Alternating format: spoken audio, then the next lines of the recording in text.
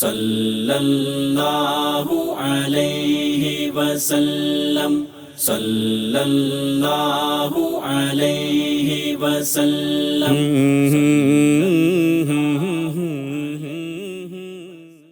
بسم اللہ الرحمن الرحیم، الحمدللہ رب العالمین، والصلاة والسلام علی سید الانبیاء والمرسلین۔ ناظرین کرام، میں ہوں آپ کا میزبان عبدالحنان زاہد اور آپ دیکھ رہے ہیں پروگرام اسوہ کامل۔ سیرت مصطفیٰ صلی اللہ علیہ وسلم پوری انسانیت کے لیے اسوہ کامل ہے۔ اس کو سامنے رکھتے ہوئے الاحسان ٹی وی سیرت النبی صلی اللہ علیہ وسلم کے مختلف گوشوں کو جاننے کے لیے اسوہ کامل ٹرانسمیشن پیش کر رہا ہے، اور آج ہمارا اس سلسلے کا چھٹا پروگرام ہے، اور ہمارے ساتھ پروگرام کے آغاز میں تلاوت کلام پاک کے لیے اور نعت رسول مقبول کے لیے مہمان موجود ہیں۔ میں مہمانوں کا تعارف کرواتا چلوں۔ ہمارے ساتھ تلاوت کلام پاک کے لیے موجود ہیں انجینئر حافظ مبین اکرم صاحب۔ میں پروگرام میں آپ کو خوش آمدید کہتا ہوں۔ آپ مشہور قاری ہیں، خوبصورت آواز کے مالک ہیں، اور ایک اعزاز یہ بھی آپ کو حاصل ہے کہ آپ صدر صوت القراء پاکستان، یہ ایک تنظیم ہے صوت القراء پاکستان، اس کے آپ صدر بھی ہیں، اور پاکستان بھر میں مختلف ممالک سے آنے والے قراء کرام کو آپ ماشاءاللہ بہت ہی اچھا ڈیل کرتے ہیں۔ مختلف جگہوں پہ جو محفل حسن قرات ہوتی ہیں ان کے انتظامات کو بھی آپ دیکھتے ہیں۔ میں اس حوالے سے آپ کی کاوشوں کو سراہتا بھی ہوں، اور یہ بھی بات ایک بہت بڑی ایک منفرد ہے کہ آپ ماشاءاللہ کاروبار سے بھی وابستہ ہیں اور ساتھ ساتھ اس میں بھی آپ انٹرسٹ رکھتے ہیں۔ اسی طرح ہمارے ساتھ نعت رسول مقبول صلی اللہ علیہ وسلم پیش کرنے کے لیے محمد سلیمان حقانی صاحب موجود ہیں۔ آپ بھی مشہور نعت خواں ہیں اور مختلف پروگرامز میں آپ ہمیں جوائن کرتے رہتے ہیں، تو انشاءاللہ ہم ان سے آغاز کرتے ہیں۔ جی کشف، میں گزارش کروں گا پروگرام کا آغاز تلاوت کلام پاک سے کیجیے۔ اعوذ باللہ من الشیطان الرجیم، بسم اللہ الرحمن الرحیم۔ یا ایہا المزمل قم اللیل الا قلیلا نصفه او انقص منه قلیلا او زد علیہ ورتل القرآن ترتیلا انا سنلقی علیک قولا ثقیلا ان ناشئة الليل هي أشد وطئا وأقوم قيلا إن لك في النهار سبحا طويلا واذكر اسم ربك وتبتل إليه تبتيلا رب المشرق والمغرب لا إله إلا هو لا إله إلا هو فاتخذه وكيلا واصبر على ما يقولون واهجرهم هجرا جميلا وذرني والمكذبين أولي النعمة ومهلهم قليلا إن لدينا أنكالا وجحيما وطعاما ذا غصة وعذابا أليما صدق اللہ العظیم۔ ماشاءاللہ، احسنت، بارک اللہ فیک۔ نعت رسول مقبول کے لیے محمد سلیمان حقانی صاحب میں آپ کی خدمت میں گزارش کروں گا، پیش کیجیے۔ اے کاش کہ محفل ہو ابو بکر عمر کی، عثمان ولی کی، اے کاش کہ محفل ہو ابو بکر عمر کی، عثمان و علی کی، یاروں سے سنے ہم بھی کبھی یار کی باتیں، سرکار کی باتیں، یاروں سے سنے ہم بھی کبھی یار کی باتیں، سرکار کی باتیں۔ اے کاش کہ محفل گو ابو بکر و عمر کی، عثمان و علی کی، اے کاش کہ محفل گو ابو بکر و عمر کی، عثمان و علی کی، یاروں سے سنے ہم بھی کبھی یار کی باتیں، سرکار کی باتیں، یاروں سے سنے ہم بھی کبھی یار کی باتیں، سرکار کی باتیں۔ حسنین کی اکبر کی ہوں، اصغر کی ہوں باتیں،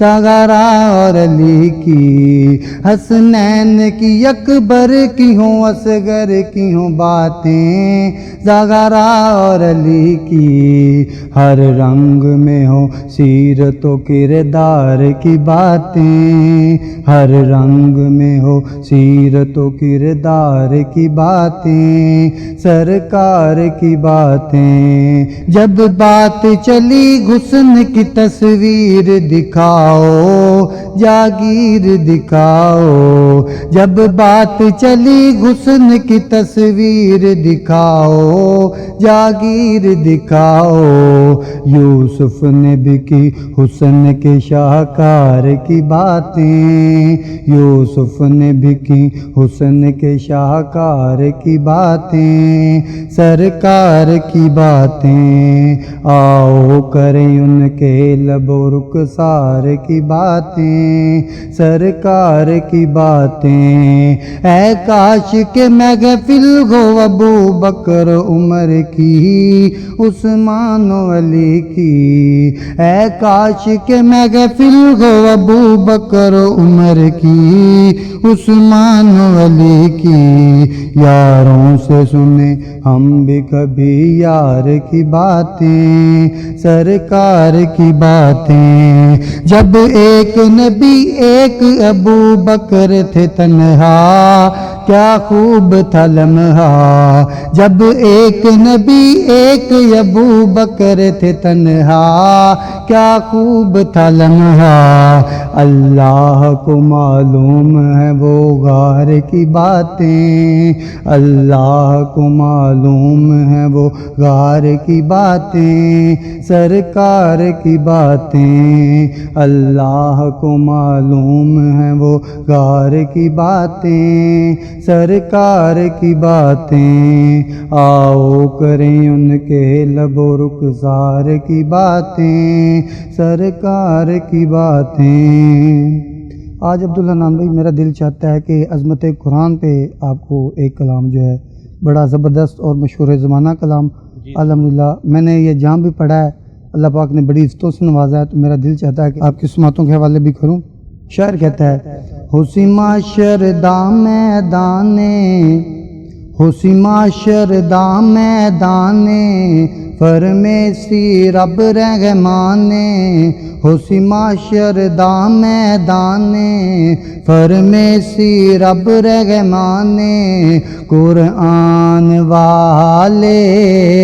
اچ شان والے، قرآن والے اچ شان والے، حسی معاشر دام میدانے، فرمیسی رب رحمانے، قرآن والے اچ شان والے، قرآن والے اچ شان والے، نظر آسن وچ خزینے، کہیں چمک دے حسن سینے، نظر آسن وچ خزینے، کہیں چمک دے حسن سینے، ایمان والے اچ شان والے، ایمان والے اچ شان والے، حافظ قرآن دیاوے دس جنت وچ لے جاوے،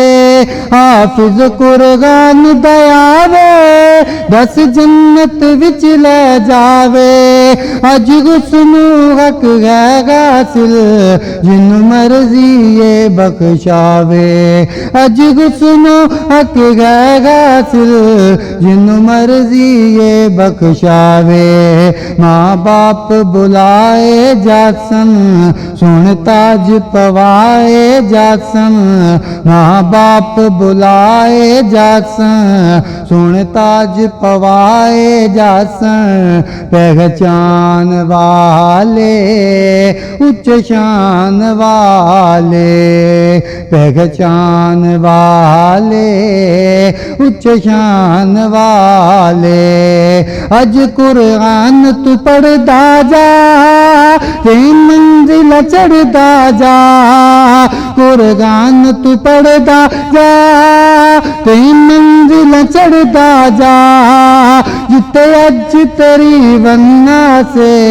اتے ویکھ اج میری عطا، جتے اج تیری وننا سے اتے ویکھ اج میری عطا، اج ویکھ تو رب دے فضل تیرے واسطے ہن محلے، اج ویکھ تو رب دے فضل تیرے واسطے ہن محلے، مر جان والے اچ شان والے، قرآن والے اچ شان والے۔ ماشاءاللہ احسن تھا کر صاحب، آپ نے بہت خوب پڑھا، اللہ تعالیٰ آپ کے علم و آواز میں برکت عطا فرمائے۔ ناظرین کرام ایک شارٹ بریک لیتے ہیں، بریک کے بعد دوبارہ آپ کی خدمت میں حاضر ہوتے ہیں۔ صلی اللہ علیہ وسلم، صلی اللہ علیہ وسلم۔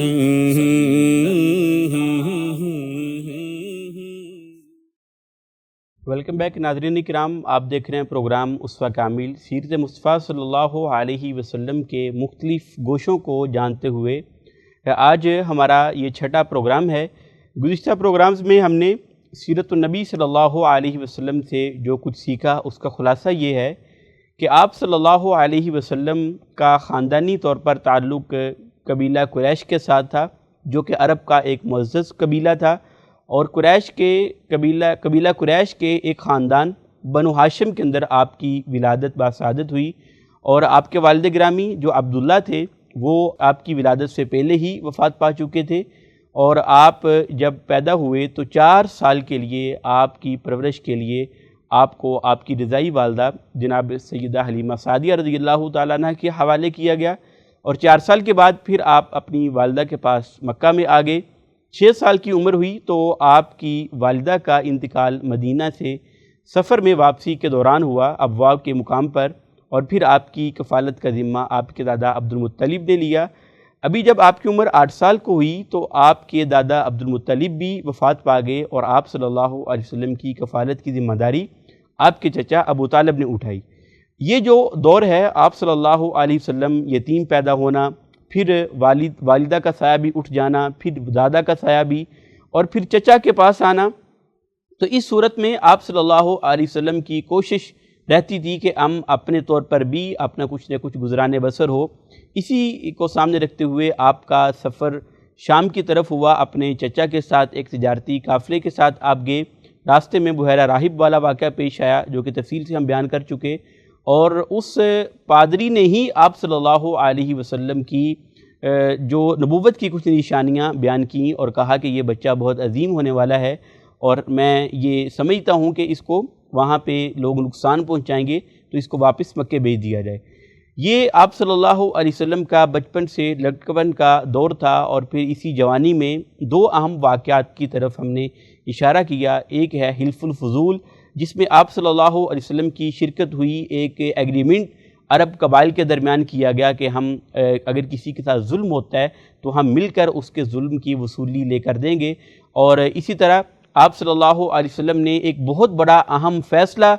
کیا جس میں آپ صلی اللہ علیہ وسلم کی حکمت عملی اسٹریٹجی اور آپ کی دانائی اور حکمت کھل کر سامنے آتی ہے کہ جب مکہ کے قبائل کے درمیان حجر اسود کی تنصیب کے دوران اختلاف ہوا تو آپ صلی اللہ علیہ وسلم نے فیصلہ کیا اور بڑے ہی پرامن طریقے سے آپ صلی اللہ علیہ وسلم نے اس فیصلے کو حل کیا، اور جو ایک بڑی جنگ شروع ہونے والی تھی اس مسئلے کو لے کے وہ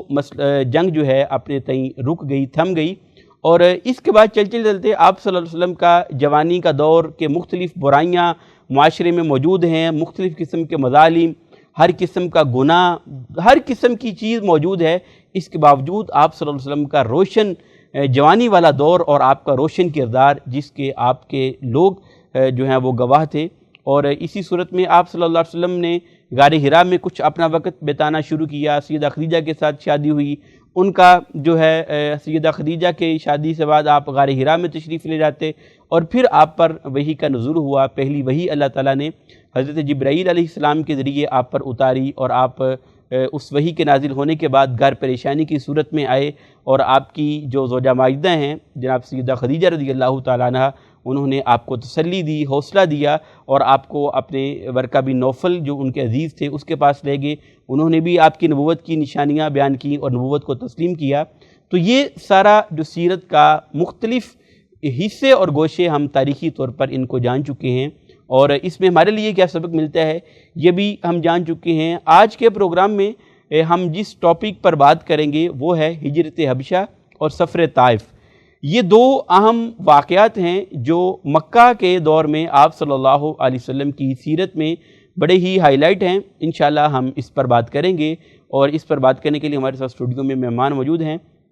پروفیسر ڈاکٹر شہباز حسن صاحب۔ آپ عظیم اسلامک سکالر ہیں اور آپ میڈیا سے بھی وابستہ ہیں، مختلف چینلز پر آپ ان کو دیکھتے رہتے ہیں، اور الحسان ٹی وی کے بھی مختلف پروگرامز میں آپ کی شرکت ہوتی ہے۔ میں پروگرام میں ڈاکٹر صاحب آپ کو خوش آمدید کہتا ہوں، اہلاً و سہلاً، مرحبا۔ ڈاکٹر صاحب، میں نے جیسے انٹرو میں بتایا کہ بہت سارے سیرت کے پہلو جن کو ہم گزشتہ پروگرامز میں ڈسکس کر چکے، ابھی جو ہمارا آج کا ٹاپک ہے ہجرت حبشہ اور سفر طائف، یہ آپ صلی اللہ علیہ وسلم نے دعوت کا آغاز کیا، مختلف لوگوں نے آپ کی دعوت کو ایکسیپٹ کیا، اسلام قبول کیا، اور یہ ایک تعداد جو بڑھنے کا سلسلہ شروع ہوا، تو اس کے ساتھ ساتھ مکہ والوں کی طرف سے مختلف مظالم، مختلف قسم کی سختیاں مسلمانوں پر ڈھائی گئیں، تو اسی سلسلے میں پھر یہ ہجرت حبشہ پیش آتی ہے۔ تو یہ اس میں کیا حکمت عملی ہے کہ اپنا گھر بار چھوڑ کے، وطن چھوڑ کے مسلمانوں کو دوسرے علاقے میں جانے کا کہہ دیا گیا، اور اس میں انتخاب حبشہ کا ہی کیوں کیا گیا، اس حوالے سے رہنمائی فرمائیں۔ پہلی چیز تو یہ ہے کہ نبی کریم صلی اللہ علیہ وسلم نے جب دعوت کا آغاز کیا، جیسے کہ پہلے آپ نے بتایا کہ دعوت خفیہ تھی، اس کے بعد اعلانیہ دعوت ہو گئی فصدع بما تؤمر کے حکم آنے کے بعد، اور لوگوں کے ہاں آپ علیہ السلام کی دعوت کی پذیرائی تھی، اور اس بنا پر ظاہر ہے جوں یہ لوگ بڑھتے چلے گئے تو مشرکین مکہ کی پریشانیاں بھی بڑھتی چلی گئی، اور انہوں نے اس راستے کو روکنے کے لیے مختلف قسم کی تدابیر کی۔ جیسے شروع میں انہوں نے کہا کہ لا تسمعوا لهذا القرآن والغوا فیہ، کہ اس قرآن کو مت سنو اور اس میں شور مچایا کرو تاکہ کسی پر اثر نہ ہو، نبی علیہ السلام پر الزام لگائے کہ یہ مجنون ہے، کسی نے شاعر کہہ دیا، کسی نے ساحر کہہ دیا، اور مختلف قسم کے جو القابات ہیں ان کے خیالات میں وہ انہوں نے آپ کو دینا شروع کر دیے تاکہ لوگ آپ علیہ السلام سے دور رہیں۔ لیکن اس کے باوجود آپ کا اعلیٰ کردار، اعلیٰ اخلاق اور جو دلائل کی مضبوطی تھی، اس وجہ سے لوگ اس کو قبول کر رہے تھے اور ان کی تعداد رفتہ رفتہ بڑھ رہی تھی۔ اب لوگوں کی تعداد بڑھنے کے ساتھ ساتھ ظاہر ہے انہوں نے اس راستے کو روکنے کے لیے کچھ نہ کچھ تو کرنا تھا، تو پھر انہوں نے جو لوگ اسلام قبول کرتے تھے ان کو بھی اذیتیں دینا شروع کر دیں۔ اسی لیے قرآن مجید نے جب ذکر کیا ان لوگوں کا جنہوں نے شروع میں ایمان قبول کیا تھا، جو سابقون الاولون ہیں، تو ان کا مقام و مرتبہ اس وجہ سے بھی زیادہ بیان کیا کہ اس زمانے میں اسلام قبول کرنا جب سوائے تکالیف کے اور کچھ نہیں ہے، یعنی اسلام قبول کرنے سے آپ کو کوئی مال و دولت سے نہیں نوازا جاتا، بلکہ آپ کو ٹارچر کیا جاتا ہے اور آپ کو جو ہے وہ دھمکیاں دی جاتی ہیں، آپ کو پابند سلاسل کیا جاتا ہے، اور وہ زمانہ بھی جس میں کوئلوں کے اوپر بعض صحابہ کرام کو لٹایا جاتا رہا، تو وہ سخت اذیتوں کا دور تھا۔ اسی لیے قرآن مجید نے کہا کہ یہ جو ہجرت کی بات ہے اس میں اللہ تعالیٰ کا پہلے کوئی حکم نازل نہیں ہوا کہ آپ ہجرت کر جائیں، البتہ یہ کہ اجازت دی گئی، اور مدینہ طیبہ کی طرف بھی تبھی انہوں نے ہجرت کی تھی جب ان کو اجازت ملی، اور جب تک اجازت نہیں ملی تب تک ظاہر ہے وہ وہیں رہیں گے۔ اور وہ زمانہ کہ جب ان کا یہ خیال تھا کہ ہمیں بھی کوئی 2-2 4-4 ہاتھ ان کے ساتھ کرنے چاہیے، تو اس وقت اللہ تعالیٰ نے فرمایا تھا کہ کفوا ایدیکم، اب تم نے صبر و استقامت سے کام لینا ہے اور اپنے ہاتھوں کو روک کے رکھنا ہے، یعنی ابھی آپ نے مسلح جد و جہد نہیں کرنی، اور ابھی ان کی جو طرف سے آنے والی تکالیف ہے ان کو آپ نے سہنا ہے، صبر سے کام لینا ہے۔ اور اسی لیے جب اللہ تعالیٰ کی طرف سے یہ اجازت ملی ان کو ہجرت حبشہ کی بالخصوص پہلی مرتبہ، تو اس میں اللہ تعالیٰ نے یہ فرمایا، جیسے کہ بہت سے مفسرین نے سورۃ النحل کی اس آیت کریمہ کے بارے میں کہا، والذین، وہ لوگ جو ہاجروا فی سبیل اللہ، جنہوں نے اللہ کی راہ میں ہجرت کی، من بعد ما ظلموا، یعنی اس کے بعد کہ ان کے اوپر ظلم کیا گیا، اس کا مطلب یہ ہے کہ ان پر مظالم کے پہاڑ ڈائے گئے ہیں، تو ظلم کے بعد یعنی ظلم کے نتائج کے طور پر ان کو متبادل جگہ چاہیے تھی، یا اس ظلم سے بچنے کے لیے انہیں کچھ تدابیر کرنی چاہیے تھی۔ اور اس پر بھی سیرت نگاروں نے بحث کی ہے کہ کیا ان مظالم سے تنگ آ کر انہوں نے ہجرت کی ہے صرف، یا اس کے کوئی اور اہداف بھی ہیں، وجوہات اور بھی ہیں؟ تو بادی النظر میں تو یہی ہے، جیسے کہ اس میں یہ آتا ہے کہ ان پر چونکہ ظلم کیا گیا ہے، اور حبشے کا جو بادشاہ ہے اس کے ہاں کسی پر ظلم نہیں کیا جاتا،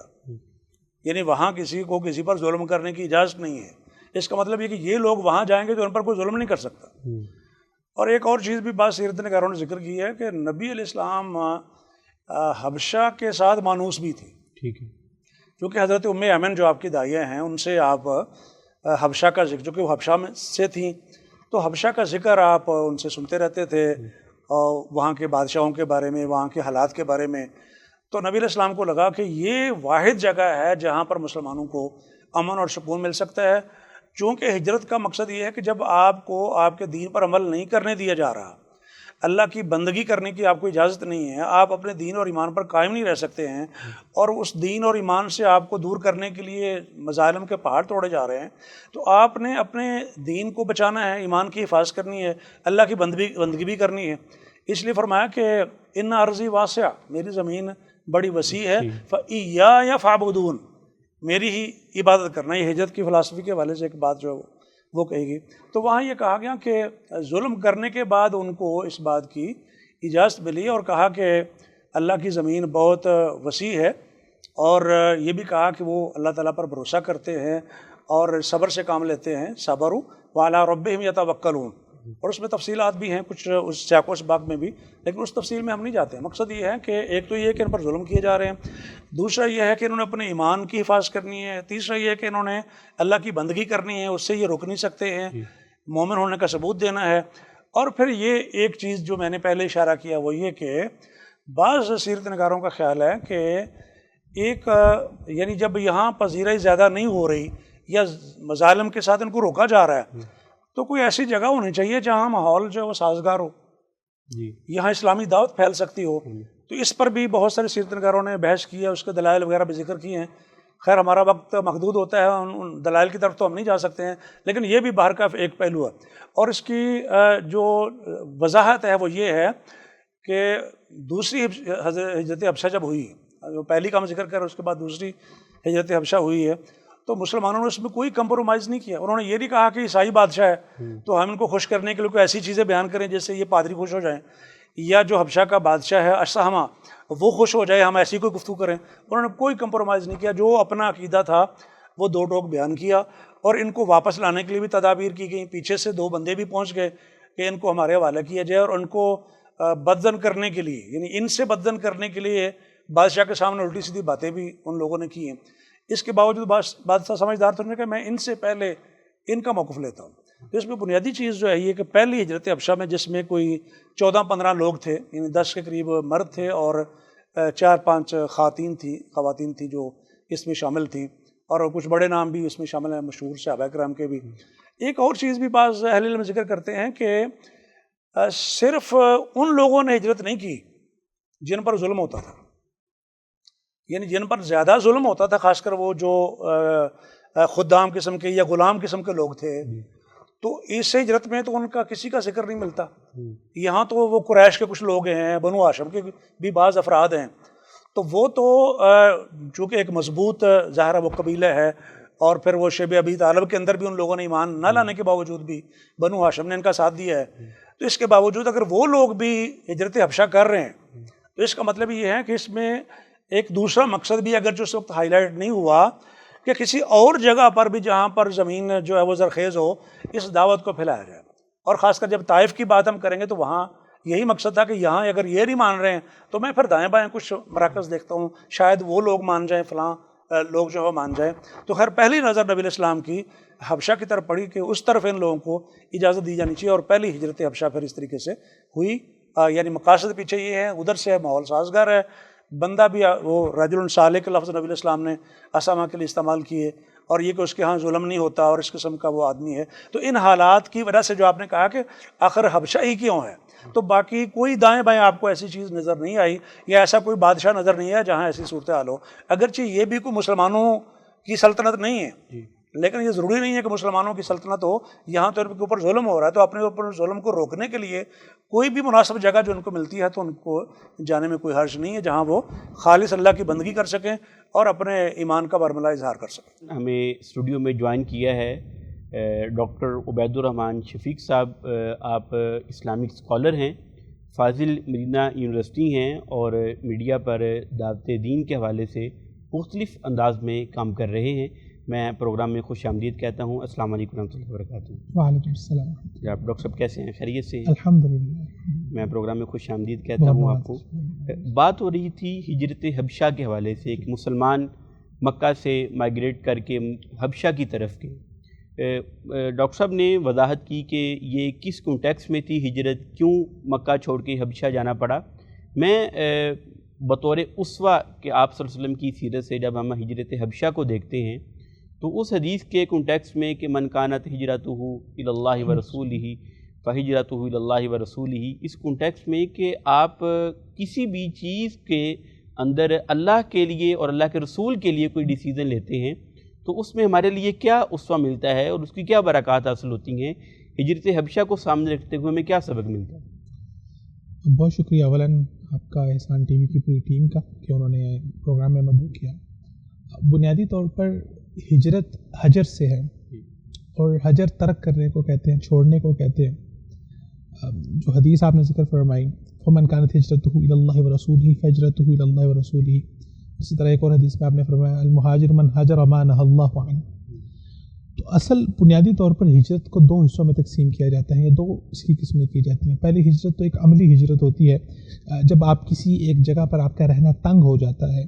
اور آپ وہاں سے اس جگہ کو، اپنی زمین کو چھوڑ کے کسی دوسری زمین کی طرف چلے جاتے ہیں، کسی دوسری جگہ، کسی دوسرے شہر، کسی دوسرے ملک کی طرف چلے جاتے ہیں. اور ایک ہجرت وہ ہے جو آپ کی روحانی ہجرت ہے، جو آپ کے نفس کی ہجرت ہے. وہ آپ کا نفس جو اللہ سبحانہ و تعالیٰ کی نافرمانی کا دل دادہ ہو چکا ہوا ہے، نافرمانی اس کے اندر آ چکی ہے، اب اس کی ہجرت کرنا، گناہوں سے ہجرت کرنا، نیکی کی طرف اپنے نفس کو مائل کرنا. تو یہ بنیاد جو ہے وہ اصل میں انسان کے اندر اس کی ذات، اس کی روح، اس کے قلب سے شروع ہوتی ہے، اور اسی کا عملی اظہار ہوتا ہے کہ جب انسان اللہ سبحانہ و تعالیٰ کے لیے ایک ایسی زمین جہاں پر اس کے لیے اللہ سبحانہ و تعالیٰ کے احکامات پر عمل کرنا مشکل ہو گیا ہے تو وہ اللہ کے لیے ہجرت کر کے دوسری جگہ پر جا رہے ہیں. اب بنیادی طور پر لوگ اپنے گھروں کو چھوڑتے ہیں، پردیسی کاٹتے ہیں، دیار غیر میں جاتے ہیں، تو اس کے پیچھے بہت سی ریزنز ہو سکتی ہیں. بعض اوقات کسی انسان کو اپنا دنیاوی سٹیٹس بہت بہتر کرنا ہوتا ہے. بعض اوقات آپ کو پتہ ہے کہ ہمارے یہاں پاکستان میں اس چیز کو بہت اچھی نگاہ سے دیکھا جاتا ہے. یا کوئی انسان آتا ہے تو کہتے ہیں اچھا ماشاء اللہ جی یہ UK میں ہوتے ہیں، یہ انگلینڈ میں ہوتے ہیں، یہ کینیڈا میں ہوتے ہیں، تو صرف وہ ایک فیلنگ لینے کے لیے کہ کہا جائے کہ اچھا یہ انسان بھی باہر ہوتا ہے، تو کسی انسان کی یہ غرض ہوتی ہے، کسی انسان کی یہ غرض ہوتی ہے کہ اچھا یہاں پر میں اچھی مناسب روزی کما رہا ہوں لیکن مجھے اپنے بزنس کو ایکسپینڈ کرنا ہے، کسی انسان کی یہ کوشش ہوتی ہے کہ وہ یہاں پر بالکل ہی کچھ کما نہیں پا رہا ہوتا تو وہ دیار غیر میں جا کے اپنے گھر والوں کی ان کی کفالت کے لیے، ان کو اچھی زندگی دینے کے لیے، ان کی آرائش کے لیے، ان کے آرام کے لیے، تو مختلف نیتیں ہو سکتی ہیں. اور ایک کسی انسان کی خالص نیت ہی ہو سکتی ہے کہ میں صرف اور صرف اللہ سبحانہ و تعالیٰ کے لیے ہجرت کروں، یعنی کہ اس کو مال کی کمی نہیں ہے، اس کو اور کوئی مسئلہ نہیں ہے، صرف اور صرف اللہ سبحانہ و تعالیٰ کی ذات کی خاطر وہ ہجرت کر رہا ہے. تو ہجرت حبشہ اور پھر ہجرت مدینہ بنیادی طور پر کرۂ ارضی پہ اس وقت لوگوں کی ہجرت کاروبار کی وجہ سے ہوا کرتی تھی، اپنی ذاتی مفادات کی وجہ سے ہوا کرتی تھی. لیکن اسلام نے ایک ایسا تربیتی نظام بنایا، ان صحابہ کی ایسی تربیت کی کہ کرۂ ارضی پر پہلی ایسی ہجرت ہوئی اس وقت کے اندر کہ جو صرف اور صرف اللہ سبحانہ و تعالیٰ کی ذات کے لیے تھی، صرف اللہ کے لیے، اور کوئی غرض نہیں تھی. بعض صحابہ بہت وہاں پر موجود تھے مکہ میں، اور ان کے مال، ان کی اولادیں، پھر اس کے بعد ان کے کنبے قبیلے، ان کے گھرانے، ان کے باغات، ان کے بزنس سب وہاں پر اچھی طرح سے اسٹیبلش تھے، لیکن وہ کیونکہ صرف اور صرف اللہ سبحانہ و تعالیٰ کے لیے گئے. تو یہ عملی پہلو ہجرت کا اسی وقت ہی شروع ہو پاتا ہے جب انسان اپنے اندر سے ہجرت کو شروع کرتا ہے. اور اس دور میں صحابہ کرام رضوان اللہ علیہ مجمعین نے ہجرت کی، تو کیا آج کے دور میں ہم ہجرت کر سکتے ہیں؟ ہماری ہجرت کی ابتدا کیا ہوگی کہ ہمیں چھوٹی چھوٹی چیزوں سے ہجرت کا آغاز کرنا ہوگا. کہ مثال کے طور پہ ایک انسان ہے، اس کو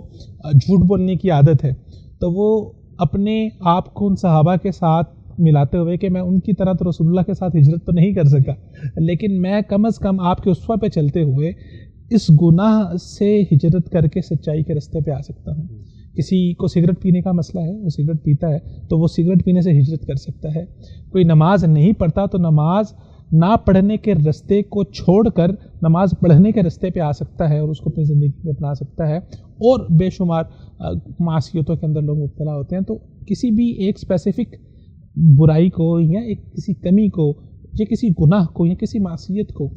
جو آپ چاہ کر بھی نہیں چھوڑ پا رہے، تو اگر آپ اس کو اسوہ کامل کے ساتھ رسول اللہ صلی اللہ علیہ وسلم کے اسوہ کے ساتھ جوڑے اور اپنے آپ کی نسبت اس طرح سے کرے کہ اگرچہ ہم رسول اللہ کے ساتھ تو ہجرت نہیں کر سکے، لیکن آپ کے اسوہ پہ چلتے ہوئے جن چیزوں کے لیے آپ صلی اللہ علیہ وسلم نے ہماری رہنمائی کی ہے، ہماری تربیت کی ہے، ہم ان بری عادات سے ہجرت کر کے نیک عادات کی طرف جائیں گے. بہت خوب، ماشاء اللہ. صادق ربی، آپ نے بتایا کہ دو ہجرت حبشہ کی طرف ہوئی ہیں، ایک پہلی اور دوسری.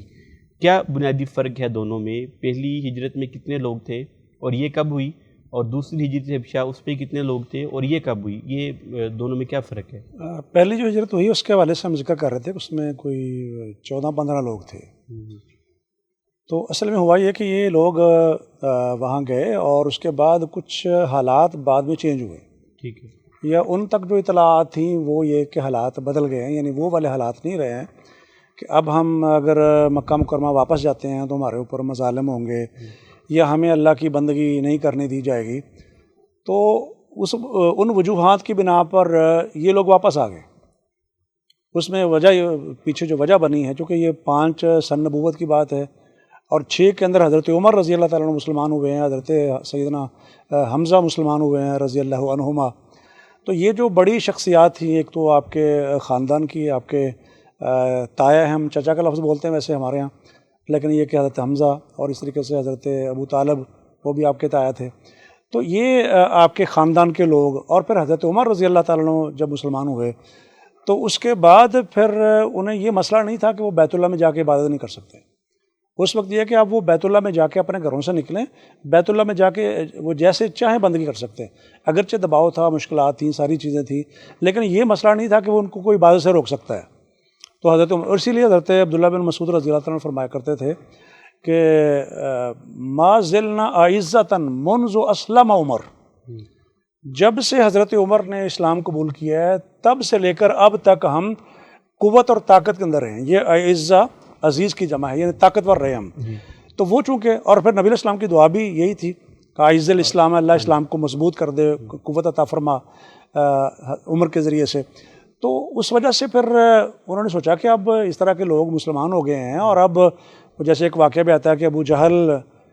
کو سیدھے ہو گئے تھے حضرت حمزہ رضی اللہ تعالیٰ عنہ کہ تمہاری ضرورت کیسے ہوئی کہ نبی علیہ السلام کے ساتھ یہ معاملہ کر رہے ہو. تو اس طرح کی خبریں ظاہر ہے وہ اگرچہ سمندر کے پار کی ایک بات ہے، لیکن ظاہر ہے وہ ملا آتے جاتے ہیں، کشتیاں آتی جاتی ہیں، لوگوں کی ٹریولنگ ہوتی ہے، خبریں ظاہر ہے وہ پہنچتی ہیں، ادھر سے بھی آتی ہیں، ادھر سے بھی خبریں جاتی ہیں. تو ان لوگوں کو لگا کہ اب حالات پہلے جیسے نہیں رہے، کیونکہ وہ مکہ مکرمہ سے مانوس ان کا ہونا، مکہ مکرمہ کا ایک مقام، پھر کون ہے جو طبی طور پر مانوس نہ ہو اپنے علاقے سے، اور خاص کر اس جگہ سے جہاں کے سید کائنات امام کائنات محمد رسول اللہ صلی اللہ علیہ وآلہ وسلم بھی موجود ہوں، تو کون وہاں اس علاقے کو چھوڑنا چاہے گا. تو اس لیے پھر وہ واپس آ گئے. لیکن اس کے بعد جب واپس آئے تو انہوں نے کہا کہ اچھا یہ لوگ ہم سے نکل گئے تھے، اور پہلے بھی جب یہ جاننے لگے تھے کہ انہوں نے ان کا پیچھا کیا ہے، لیکن وہ سمندر کے اندر آگے جا چکے تھے، شابیہ جو بندرگاہ وہاں سے، تو اس لیے پھر وہ ان کی دسترس سے نکل گئے. اب ان کو پھر وہ کہتے ہیں نا پنجابی میں وٹ چڑھا، غصہ آیا کہ ان کو یہ ہم سے چلے گئے تھے، اب ان کو ہم نہیں چھوڑیں گے. تو انہوں نے پھر وہ مظالم جو مزید تیز کر دیے، مزید سختیاں اس میں ہو گئیں. اس کے بعد پھر بڑے پیمانے پر یہ 83 لوگ جو ہیں دوسری ہجرت میں، یہ 2.5-3 سال کے بعد پھر انہیں 10 سن نبوت کے اندر، جس کے بعد وہ طائف والا واقعہ بھی ہے. تو یہ یعنی تقریباً 2.5 سال 3 سال کا درمیان میں گیپ ہے. پھر دوسری ہجرت ان لوگوں نے کی ہے، جس میں نبی علیہ السلام کے خاندان کے لوگ بھی ہیں، حضرت عثمان رضی اللہ تعالیٰ عنہ ہیں، حضرت جعفر بن ابی طالب ہیں نبی علیہ السلام کے، وہ بھی تایا لگتے ہیں، اور خاندان کے لوگ بھی ہیں. پھر آپ کی بیٹی ہے نبی علیہ السلام کی حضرت رقیہ، حضرت عثمان بن مظعون ہیں، عثمان بن عفان ہے رضی اللہ تعالیٰ عنہ. تو یہ بڑے بڑے لوگ جو پھر انہوں نے یہ ہجرت کی ہے، چونکہ یہ تجربہ ان کا کامیاب رہا، یعنی حبشے کا تجربہ ہجرت کا، وہاں جانا، اکاموڈیشن، عزت ملنا ان کو، یہ سارا کچھ وہ دیکھ چکے تھے. تو اس لیے انہوں نے پھر دوبارہ، ایک تو یہ کہ انہوں نے وہ واپس آ کے حالات دیکھ لیے کہ مزید ٹائٹ ہو گئے، تو پھر دوبارہ ہجرت ان کو وہ کرنا پڑی حبشے کی جانب. تو یوں دوسری جو ہجرت حبشہ وہ اس تناظر میں پھر وہ ہوئی ہے. محترم ڈاکٹر صاحب، حضرت جعفر رضی اللہ تعالی عنہ یہ ہجرت حبشہ میں شامل تھے، اور حبشہ کا جو بادشاہ تھا نجاشی، جس کا نام اسمہ تھا، اس کی خدمت میں جب گئے اس کے دربار میں، تو اس نے اسلام کا تعارف پوچھا. وہ ایک بہت انٹرسٹنگ حضرت جعفر رضی اللہ تعالی عنہ نے انداز میں اسلام کا تعارف ان کے سامنے پیش کیا، اور پھر اس کا جو اثر اس نجاشی نے لیا، یہ بھی ایک بڑا حیران کن کر دینے والا تھا. تو یہ سارا کیا ماجرا ہے؟ حبشہ کی طرف ان کی ہجرت ہوئی تو یہاں سے قریش کو یہ بات، جیسے کہ ڈاکٹر صاحب نے ذکر فرمایا کہ ان کو یہ بات اچھی نہیں لگی کہ یہ ہم سے چلے گئے، اور انہوں نے پھر قریش نے ایک اپنا وفد بھیجا، جس میں غالباً عمر بن عاص اور ایک اور تھے. انہوں نے ان کو بھیجا اور ان کو بہت سے تحائف دیے تاکہ وہ نجاشی کے پاس جائیں، نجاشی کو تحائف دے، اور پھر ان سے یہ مطالبہ کرے کہ یہ لوگ ہمارے ہجرت کر کے یا بھاگ کے آپ کے پاس آ گئے، لہٰذا ہمیں ان کو واپس کیا جائے، ان کو مکہ کی سرزمین پر بھیجا جائے. تو جب وہ لوگ آئے نجاشی کے دربار کے اندر، انہوں نے تحائف دیے، پھر اس کے بعد انہوں نے مطالبہ کیا. تو وہ نجاشی ایک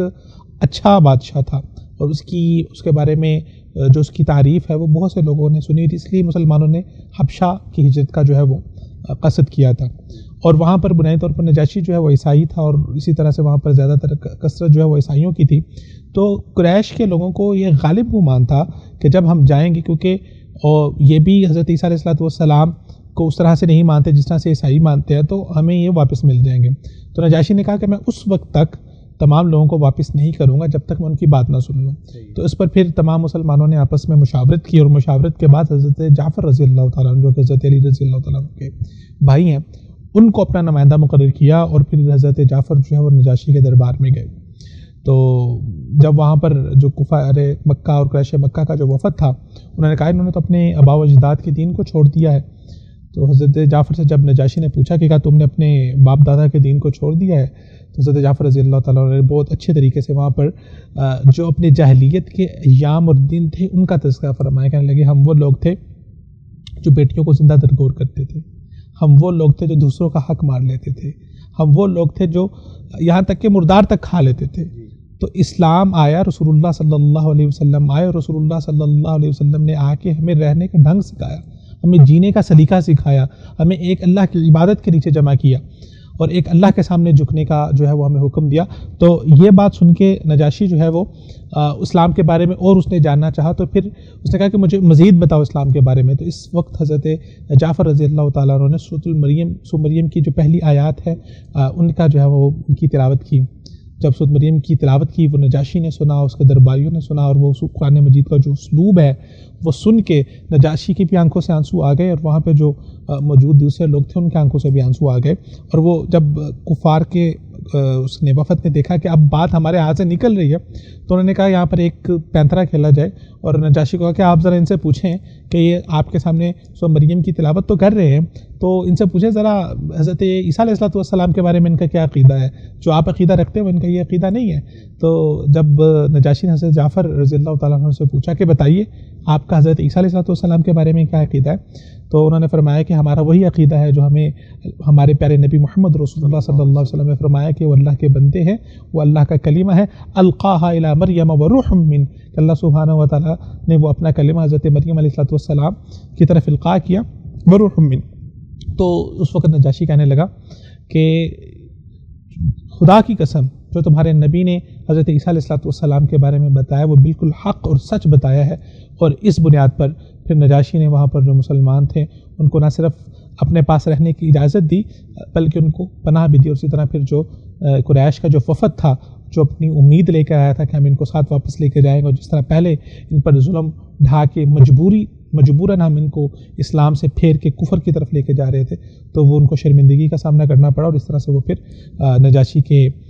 دربار سے بے آبرو ہو کے نکلے وہاں سے. یہ بھی آتا ہے کہ وہ لوگ جب انہوں نے سورۃ مریم کی تلاوت کی حضرت جعفر بن ابی طالب رضی اللہ تعالیٰ عنہ نے، تھوڑی سی یہاں مسنگ ہوگی، وہ آپ کے چچا زاد ہیں حضرت جعفر رضی اللہ تعالیٰ عنہ،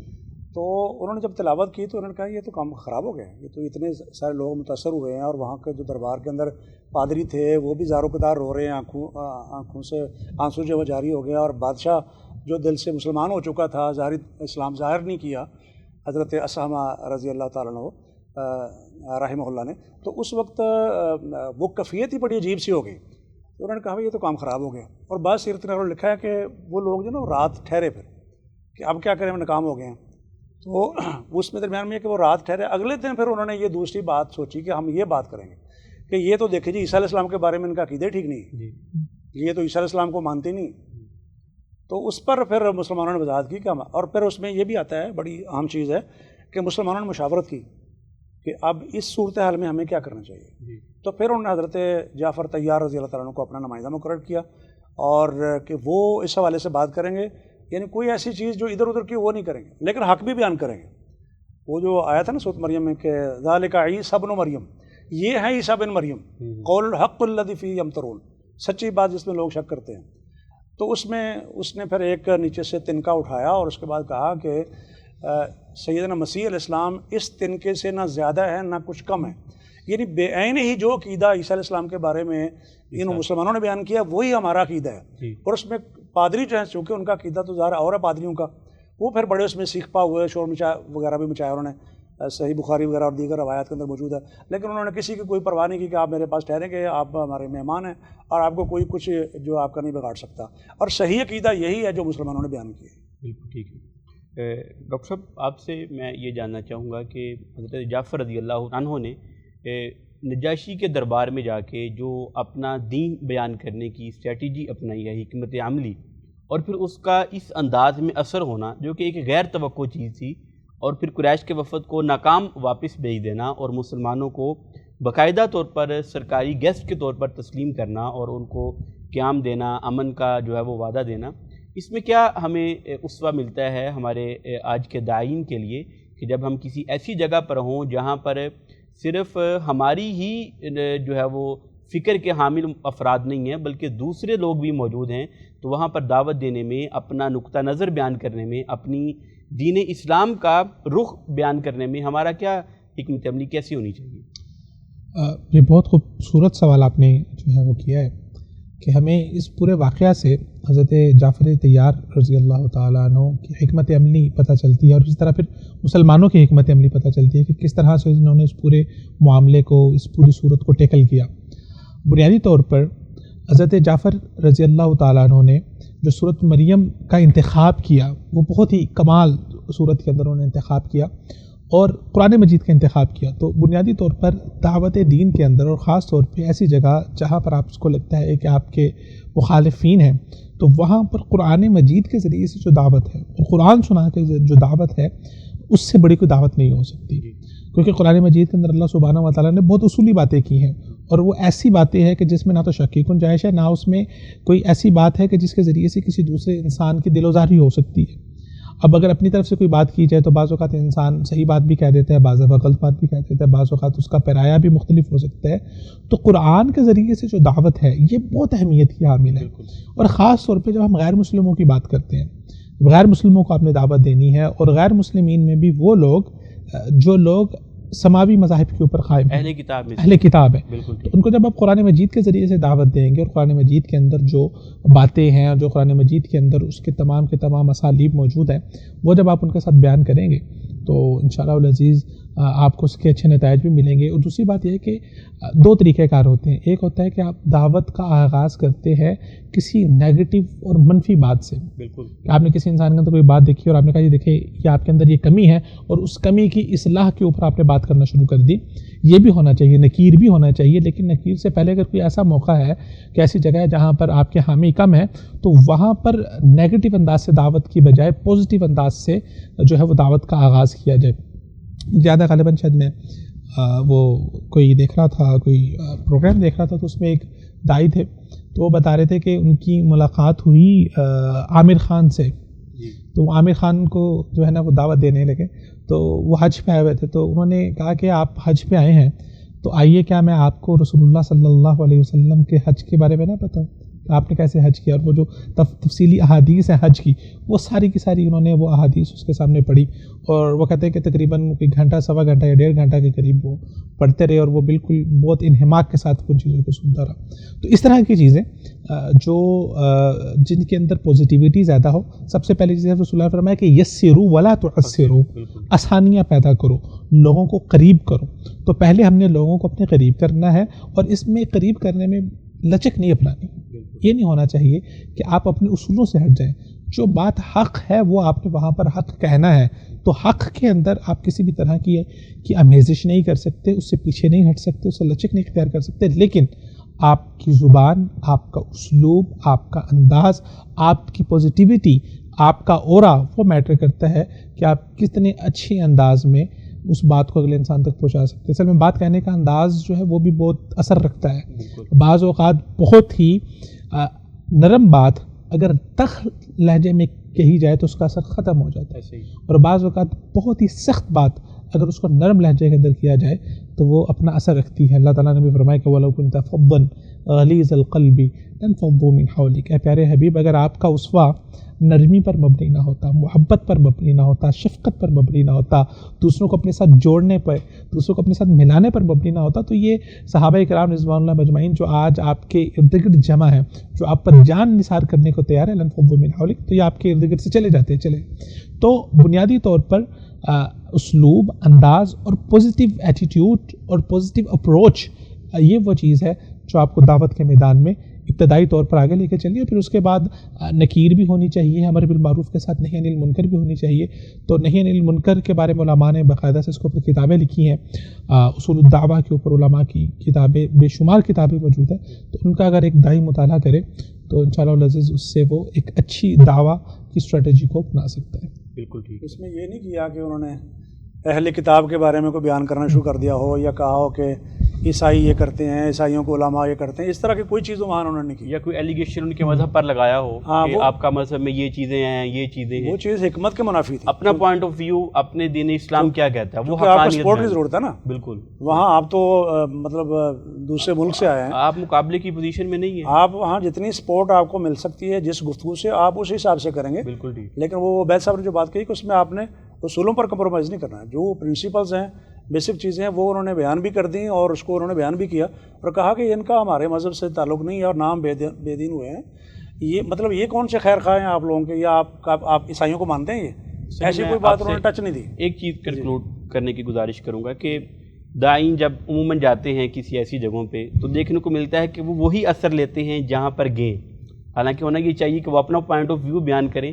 لوگوں کو اپنی طرف مائل کریں، اور لیکن جو اپنے ان کے جس محفل میں گئے ہیں ان کا اثر ان کے اوپر دیکھنے کو ملتا ہے۔ نہیں، اب تو مقاصد مختلف ہے نا۔ جی، مثلا میں کسی بڑی کانفرنس میں جاتا ہوں، کسی جلسے میں جاتا ہوں، کسی علاقے میں جاتا ہوں، تو میں یہ دیکھتا ہوں کہ یہ کیا چاہتے ہیں۔ جی، وہ فرمائشیں بھی چلتی ہیں. پھر یہ ہے کہ کون سی گفتگو کروں گا تو یہ لوگ خوش ہوں گے اور پھر میری زیادہ خدمت کریں گے اور آئندہ بھی مجھے بلائیں گے. کوئی ایسی چیز میں نہ کروں جس کی وجہ سے کوئی میرے لیے مسئلہ. تو جب اس طرح کی چیزیں درمیان میں ہوں گی تو پھر تو ظاہر ہے وہ کہ یہ کیا چاہتے ہیں اس کے مطابق آپ چلیں. تو اسی کے بعد ایک اور اہم واقعہ اللہ کے رسول صلی اللہ علیہ وسلم کے پیارے چاچا جن کو سید الشہداء کا لقب دیا گیا حضرت حمزہ رضی اللہ تعالی عنہ. ڈاکٹر صاحب ان کے قبول اسلام کا پس منظر کیا ہے, کیسے قبول اسلام کیا اور پھر ان کے اسلام قبول کرنے کے بعد مسلمانوں کی اجتماعی طور پر حالت میں کیا تبدیلی آئی, اس حوالے سے رہنمائی فرمائیں. اس پر تھوڑی سی گفتگو ہم نے پہلے بھی کی ہے اور اس میں جو پس منظر میں واقعہ ہے وہ ابو جہل کا جو ظلم ہے نبی اسلام کے اوپر جی کہ اس نے نبی اسلام پر ظلم کیا اور حضرت حمزہ کو پتہ چلا آپ کہیں گئے ہوئے تھے تو واپس آئے تو انہوں نے کہا کہ آپ کو پتہ ہے کہ میں اسلام قبول کر چکا ہوں. اچھا. تو اس میں یہ واقعہ جو ابو جہل کا جو ظلم ہے نبی اسلام کے اوپر اس موقع پر حضرت حمزہ رضی اللہ تعالیٰ نے اس کا اظہار کیا ہے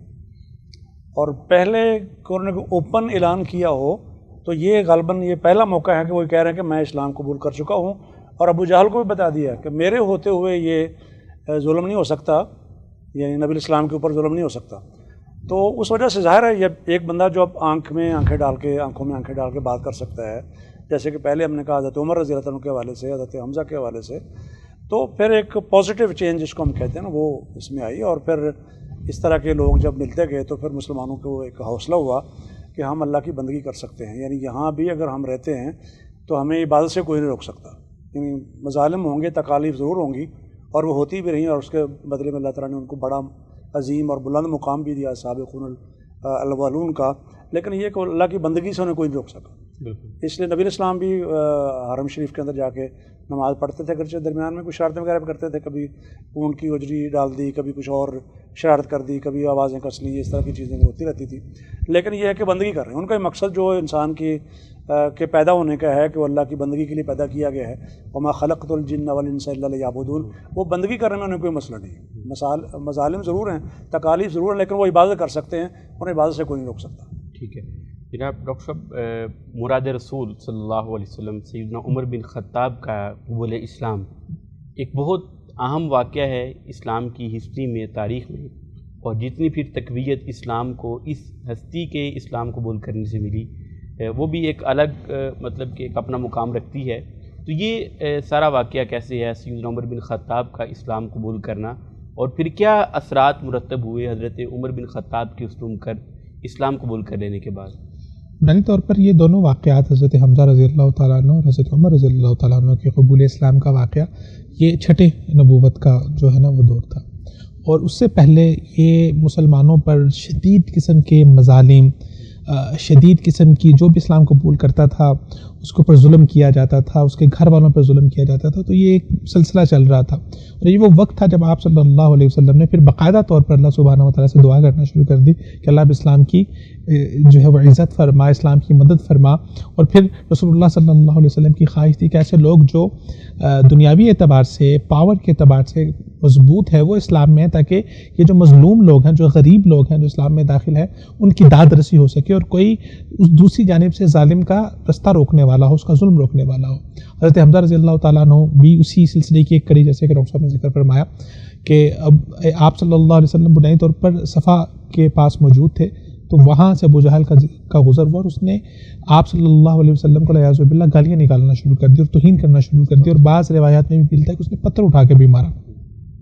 اب حضرت حمزہ رضی اللہ تعالیٰ عنہ وہ چچا تھے آپ صلی اللہ علیہ وسلم کے, اور وہ سردار تھے, قریش کے بڑے تھے, اور وہ اکثر شکار پہ جایا کرتے تھے. تو اس وقت شکار پہ موجود تھے اور ان کی عادت مبارکہ تھی جب شکار سے واپس آتے تھے تو کعبہ کا طواف کرتے تھے. تو اسی روٹین میں وہ واپس آئے اور کعبہ کا طواف کر رہے تھے, تو وہاں پر ایک عورت موجود تھی. تو اس نے کہا, ابو عمارہ ان کی کنیت تھی, کہ ابو کاش کہ آپ تھوڑی دیر پہلے یہاں پر ہوتے اور آپ دیکھتے کہ کس طرح ابو جہل نے آپ کے بھتیجے کی تذلیل کی ہے والعیاذ باللہ, اور ان کی اہانت کی ہے. تو اس ساری بات کو دیکھ کے حضرت حمزہ رضی اللہ تعالیٰ عنہ کو بہت غصہ آیا اور وہ فوری طور پر ابو جہل کے پاس گئے، وہ قریب ہی دارالندوہ کے اندر جو ہے وہاں پہ دیگر جو سرداران قریش تھے ان کے ساتھ بیٹھا ہوا تھا، اور ان کے ہاتھ میں ان کی کمان تھی، وہ کمان یا وہ ساتھ اٹھا کے لے گئے، انہوں نے جا کے ابو جہل کو اپنی کمان ماری زور سے غصے کے اندر، اور اتنی زور سے ماری کہ وہ زخمی ہو گیا، اور اسے کہنے لگے کہ کیا تم اس بنیاد پر میرے بھتیجے کو تم اس کو ذلیل کرتے ہو، اعوذ باللہ، اس کو گالیاں دیتے ہو، اس کو تکلیف دیتے ہو، تو سن لو جس دین کے اوپر میرا بھتیجا ہے میں بھی اسی دین کے اوپر ہوں۔ تو انہوں نے وہاں پر تو اس وقت وہ غصے کے اندر تھے، اور غصے کے اندر انہوں نے وہ اس بات کا اظہار کر دیا، لیکن اس کے بعد پھر وہ جو ہے وہ رسول اللہ صلی اللہ علیہ وسلم کے پاس آئے، اور پھر انہوں نے باقاعدہ سے اسلام کو قبول کیا، اور پھر اس کے بعد جو ہے حضرت حمزہ رضی اللہ تعالیٰ عنہ کے اسلام لانے کے بعد، کہ وہ اللہ سبحانہ و تعالیٰ کے شعر بندے تھے حضرت حمزہ رضی اللہ تعالیٰ عنہ، کیا جری اور قوی وہ صحابی تھے اور جرأت مند تھے، جا کے جنہوں نے ابو جہل کو مار دیا۔ تو الحمدللہ اس سے کیا ہوا کہ جب مضبوط لوگ شامل ہوئے تو اسلام کو تقویت ملی۔ پھر اس کے بعد رسول اللہ صلی اللہ علیہ وسلم نے اللہ تعالیٰ سے دعا کی، اور پھر حضرت عمر رضی اللہ تعالیٰ عنہ، جسے مراد رسول بھی کہا جاتا ہے، کہ ان کے اسلام کا واقعہ ہوا کہ وہ بہت غصے کے اندر آپ صلی اللہ علیہ وسلم کی طرف جا رہے تھے کہ میں آپ صلی اللہ علیہ وسلم کو جا کے اعوذ باللہ کو تکلیف دوں یا میں آپ کو روکوں۔ تو وہ جب رستے میں جا رہے تھے تو رستے میں حضرت خباب رضی اللہ تعالیٰ عنہ کو ملے، تو کہنے لگے عمر بہت غصے کے اندر کدھر جا رہے ہو؟ انہوں نے کہا کہ میں محمد صلی اللہ علیہ وسلم کے پاس جا رہا ہوں، ان کو روکنے کے لیے جا رہا ہوں۔ تو انہوں نے کہا کہ محمد کی طرف سے تم جا رہے ہو، ذرا اپنے گھر کی تو خبر لے لو کہ تمہارے گھر کے اندر تمہاری بہن فاطمہ اور تمہارے بہنوئی حضرت سعید جو ہیں وہ اسلام قبول کر چکے ہیں۔ تو وہ غصے کے اندر اور ان کا رنگ جو ہے وہ چہرہ سرخ ہو گیا، اور فوری طور پر وہ جو ہے انہوں نے رستہ موڑا اور اپنے بہن اور بہنوئی کے گھر چلے گئے۔ جیسے وہ قریب پہنچے تو گھر میں قرآن کی تلاوت ہو رہی تھی، تو وہ تلاوت کی آواز ان کے کانوں میں پڑ گئی، گھر کے اندر داخل ہوئے، کہنے لگے یہ کیا کس چیز کی آواز تھی؟ تو ان کے گھر والوں نے وہ قرآن مجید کی تلاوت کر رہے تھے تو اس کو چھپانا شروع کر دیا۔ تو انہوں نے پھر اپنی بہنوئی کو مارا، اپنی بہن کو بھی، اس کو بھی انہوں نے تکلیف دی۔ تو اس تکلیف کو دیکھتے ہوئے جو ان کی وہ پھر بہن بھی حضرت عمر رضی اللہ تعالیٰ عنہ کی تھی، تو اس نے بھی پھر حضرت عمر کے سامنے کھڑے ہونے کہا کہ ہاں میں نے اسلام قبول کیا ہے۔ تو اور انہوں نے کہا، حضرت عمر نے کہا کہ کون سا اسلام ہے جو تم نے قبول کیا؟ ظاہری بات ہے کہ جب کوئی انسان اپنے گھر والوں جب غصہ ہوتا ہے تو وہ اپنے غصے کا اظہار کرتا ہے، لیکن بعد میں اس کو پشیمانی ہوتی ہے کہ میں نے اپنے گھر والوں کے ساتھ اچھا نہیں کیا۔ تو اس پشیمانی کے اندر حضرت عمر رضی اللہ تعالیٰ عنہ سے پوچھا کہ کیا اسلام قبول کیا ہے؟ تو انہوں نے قرآن مجید جو ہے حضرت عمر رضی اللہ تعالیٰ عنہ کے سامنے رکھا، اور پھر حضرت عمر رضی اللہ تعالیٰ عنہ نے قرآن مجید کی تلاوت کی، اور وہ آیات طٰہٰ کی تھیں، طٰہٰ ما انزلنا علیک القرآن لتشقی، اللہ اکبر، کہ ہم نے قرآن آپ کے اوپر اس لیے نازل کیا کہ آپ کا دل سخت ہو جائے، الا تذکرۃ لمن یخشی۔ تو وہ جب آیات تلاوت کرنا شروع کی حضرت عمر رضی اللہ تعالیٰ عنہ نے، تو وہ قرآن حضرت عمر رضی اللہ تعالیٰ عنہ کے دل کے اندر اترتا گیا، دل میں اترتا گیا، اور انہوں نے کہا کہ اب جو ہے وہ مجھے بھی اسلام قبول کرنا ہے۔ پھر جب وہ نکلے تو آپ صلی اللہ علیہ وسلم اس وقت دار ارقم میں موجود تھے، کچھ صحابہ کے ساتھ موجود تھے، تو حضرت خباب ان کو لے کے پھر دار ارقم کی طرف گئے۔ جب وہ دار ارقم کی طرف جا رہے تھے تو وہ دور سے حضرت عمر رضی اللہ تعالیٰ عنہ آتے ہوئے نظر آ رہے تھے، تو صحابہ نے کہا کہ لگتا ہے کہ آج عمر آ رہے ہیں، اور عمر رضی اللہ تعالیٰ عنہ کی دہشت بھی تھی۔ تو حضرت حمزہ رضی اللہ تعالیٰ عنہ جو پہلے اسلام لا چکے تھے تو وہ کھڑے ہو گئے، تو انہوں نے کہنے لگا کہ عمر اگر خیر کی نیت سے آ رہا ہے تو اس کا استقبال کیا جائے گا، اور اگر وہ کسی برائی کی نیت سے آ رہا ہے تو جس تلوار کو اپنے ہاتھ میں اٹھا کے لے کے آ رہا ہے آج اسی تلوار سے اس کا قلع قمع بھی کیا جائے گا۔ تو حضرت حمزہ رضی اللہ تعالیٰ عنہ وہاں پہ موجود تھے، تو حضرت عمر رضی اللہ تعالیٰ عنہ آئے وہاں پر، پھر انہوں نے اسلام قبول کیا، اور اللہ سبحانہ و تعالیٰ نے جو رسول اللہ صلی اللہ علیہ وسلم کی مراد تھی اس کو پورا کیا، اور پھر حضرت عمر اور حضرت حمزہ رضی اللہ تعالیٰ عنہ یہ وہ بنیادی دو شخصیات تھیں جس کی بنیاد پر پھر مکہ کے اندر جو کفار تھے ان کے اندر بھی اب یہ بات پھیل گئی کہ اب جو ہے وہ صرف کمزور لوگ نہیں ہیں، ایک جانب عمر بھی ہیں، ایک جانب حمزہ بھی ہیں، خاندانی لوگ بھی موجود ہیں، سردار بھی لوگ موجود ہیں، تو اب کوئی بھی کام کرنے سے پہلے ان کو 100 مرتبہ جو ہے وہ سوچنا پڑتا، اور یہ اللہ سبحانہ و تعالیٰ نے اس طرح سے اسلام کی مدد فرمائی۔ بالکل ٹھیک ہے ڈاکٹر صاحب، دو چیزیں، ایک جو نجاشی والا واقعہ تھا اس میں بھی اس پر اثر قرآن کی تلاوت سن کر ہوا، حضرت عمر بن خطاب کا قبول اسلام اس کی طرف آنا بھی قرآن کی تلاوت سن کر ہوا۔ کیا پیغام ہے ناظرین اکرام کے لیے کہ قرآن اتنا بڑا اگر اثر رکھتا ہے تو آج سارا کچھ ہونے کے باوجود، پڑھنے کے باوجود، تلاوت کے جو مواقع ہیں، ڈیوائسز ہمارے پاس ڈیجیٹل موجود ہیں، اس کے باوجود ہمارا قرآن سے وہ تعلق نہیں ہے، تو اس کے ساتھ ریلیٹ کرتے ہوئے کیا پیغام دینا چاہیں گے؟ بنیادی طور پر مکی پورا دور ہی قرآن مجید کی جیت کے اوپر مبنی ہے.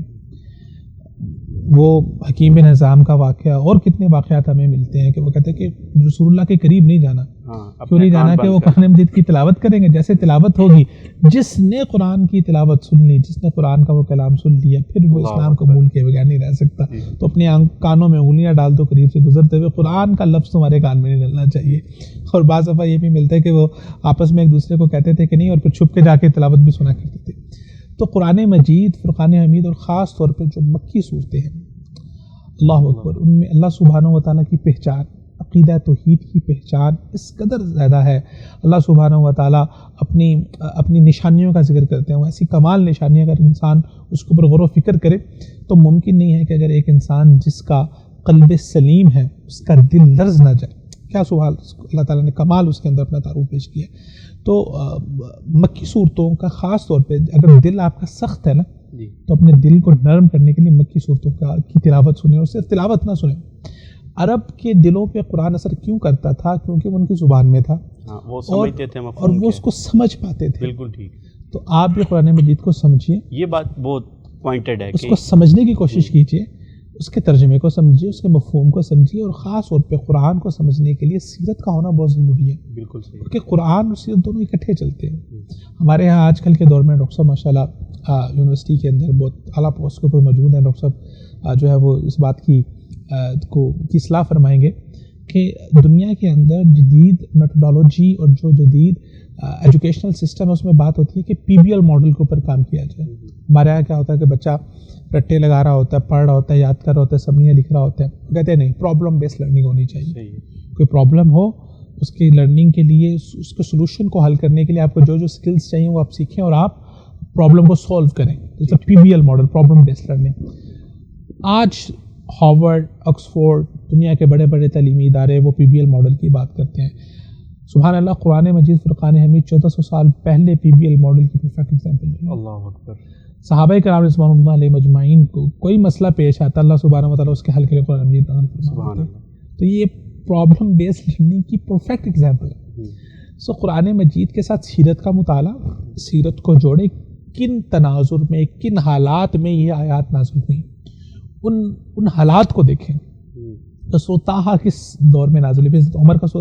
عمر کا پورا واقعہ، اور پھر انہوں نے سورۃ طٰہٰ کو پڑھا، پھر سورۃ مریم کو پڑھے، اور وہ نجاشی کا سارا واقعہ، اور اس سارے اسلوب کو سامنے رکھیں، اور پھر اس سیاق کے اندر جائیں، اور پھر اس کے اوپر غور و خوض کریں. ممکن نہیں ہے کہ ایک انسان اس طرح سے قرآن مجید کو پڑھے اور پھر اس کی زندگی تبدیل نہ ہو. اللہ تعالیٰ جی تھوڑا سا ایڈ کرنا چاہوں گا. اگر ہم مطالعہ کریں ان لوگوں کا جو اسلام قبول کر چکے ہیں آج تک، یعنی ایک تو وہ ہے کہ نبی الاسلام یا حضرت ابوبکر کا جیسے واقعہ ہے کہ وہ کہتے تھے بلند آواز میں آپ نے صحن میں قرآن نہیں پڑھنا. یعنی ہمارے بچے ڈسٹرب ہوتے ہیں، عورتیں جو ڈسٹرب ہوتی ہیں، ظاہر اس کی تاثیر ہے. تو بہرحال اس میں یہ کہ وہ جو کھچاؤ تھا یا کشش تھی وہ موجود تھی. اور داد و شمار کے مطابق آج تک جتنے لوگوں نے اسلام قبول کیا ہے ان میں سب سے زیادہ وہ لوگ ہیں جنہوں نے قرآن کی وجہ سے اسلام قبول کیا ہے. یعنی قرآن کی تاثیر وہ تلاوت کی ہو سکتی ہے، وہ اس کے احکام کی ہو سکتی ہے، وہ اس کی تعلیمات کی ہو سکتی ہے. تو اس لیے قرآن مجید کی تاثیر موجود ہے. لیکن وہ جو ہم کہہ رہے ہیں کہ ہم پر اثر کیوں نہیں ہو رہا، تو وہ کچھ لوگ ہیں جن پر نہیں ہو رہا. لیکن ایک بڑی تعداد ہے، یعنی لاکھوں نہیں کروڑوں کی تعداد ہے جن کے اوپر قرآن مجید کی تاثیر موجود ہے، اور وہ مسلم ہے، اور اس کا وہ اثر جاری اور ساری ہے. اور آج بھی اس کا امپیکٹ جو آ رہا ہے دلوں کے اوپر بھی آ رہا ہے، لوگوں کی زندگیوں کے اوپر بھی آ رہا ہے. اگر آج جو لوگ یورپ میں اسلام قبول کر رہے ہیں، یا جو کتابیں اس موضوع پر لکھی گئی ہیں، یہ عبدالغنی فاروقی کتابیں ہیں، ہم کیوں مسلمان ہوئے، ہمیں خدا کیسے ملا، یا اسلام ہی ہمارا انتخاب کیوں، ان ساری چیزوں میں آج کے واقعات ہیں، پڑھ کے دیکھ لیں آپ کہ قرآن کی وجہ سے کوئی صورت تکاثر سے متاثر ہو رہا ہے، کوئی بسم اللہ سے متاثر ہو رہا ہے، کسی پر کوئی چیز اثر کر رہی ہے، کوئی گلوکار ہے تو اس پر قرآن کی جو فونیٹکس ہیں ان کا وہ اثر ہو رہا ہے، امپیکٹ آ رہا ہے، اور وہ اس کی وجہ سے اسلام قبول کر رہا ہے، وہ گانے چھوڑ رہا ہے، وہ قرآن کی تلاوت کی طرف آ رہا ہے. تو یہ چیزیں بھی موجود ہیں، لیکن باہر کا ایک بڑی تعداد وہ بھی ہے جو اس سے محروم ہے. بالکل ٹھیک ہے. ڈاکٹر صاحب، ایک مکی دور نبوت میں سب سے بڑا اور بہت ہی اہم واقعہ شیب ابی طالب میں آپ صلی اللہ علیہ وسلم کو، آپ کے خاندان کو، بنو ہاشم کو محصور کیا گیا. بہت سختیاں برداشت کیں آپ علیہ السلام کے چاہنے والے اور آپ کے ہاتھ پر اسلام قبول کرنے والے، اور اس میں وہ لوگ بھی سختیاں برداشت کرنے میں شامل تھے جنہوں نے ابھی تک اسلام قبول نہیں کیا تھا. اس کے پیچھے محرکات کیا ہیں؟ اس شیب ابی طالب کے پیچھے کیوں مسور کیا گیا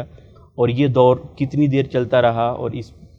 کے دوران کون سے واقعات پیش آئے؟ اس حوالے سے رہنمائی. اس میں ایک تو ہم یہ بات کر رہے تھے کہ 5 سن نبوت میں پہلی ہجرت حبشہ ہوتی ہے اور اس کے بعد 6 سن نبوت ہے، اس میں بھی 2 واقعات کا ذکر کیا جاتا ہے. حمزہ مسلمان ہوئے، حضرت عمر رضی اللہ عنہ مسلمان ہوئے. اور پھر جب انہوں نے دیکھا کہ یہ تو زیادہ قوت میں آ رہے ہیں، سلسلہ بڑھ رہا ہے، اس کے بعد انہوں نے کہا کہ اب اس کا حل کیا ہے. تو 7 سن نبوت میں انہوں نے کہا کہ ہم ان کا سوشل بائیکاٹ کرتے ہیں. صحیح ہے. معاشرتی مقاطعہ جسے ہم کہتے ہیں کہ ان سے بنو ہاشم سے کوئی لین دین نہ کرے، کوئی خرید و فروخت نہ کرے، کوئی ان سے رشتہ داریاں نہ کرے، کوئی کھانا پینا کسی قسم کی کوئی چیز. تو پھر شیب ابی طالب یعنی حضرت ابو طالب کی جو گھاٹی تھی اس کے اندر پھر نبی اسلام محصور ہو گئے. اور جو بنو ہاشم کے لوگ تھے انہوں نے خاندان کی بیس پر نبی اسلام کا ساتھ دیا. صحیح. یعنی اسلام قبول انہوں نے نہیں کیا، لیکن وہ جو کہ ہمارے خاندان کے ساتھ ان کا بائیکاٹ ہے تو ہم ان کا ساتھ دیتے ہیں. اور اس میں بڑی میں جتنی بھی واقعات میں نے پڑھے آج تک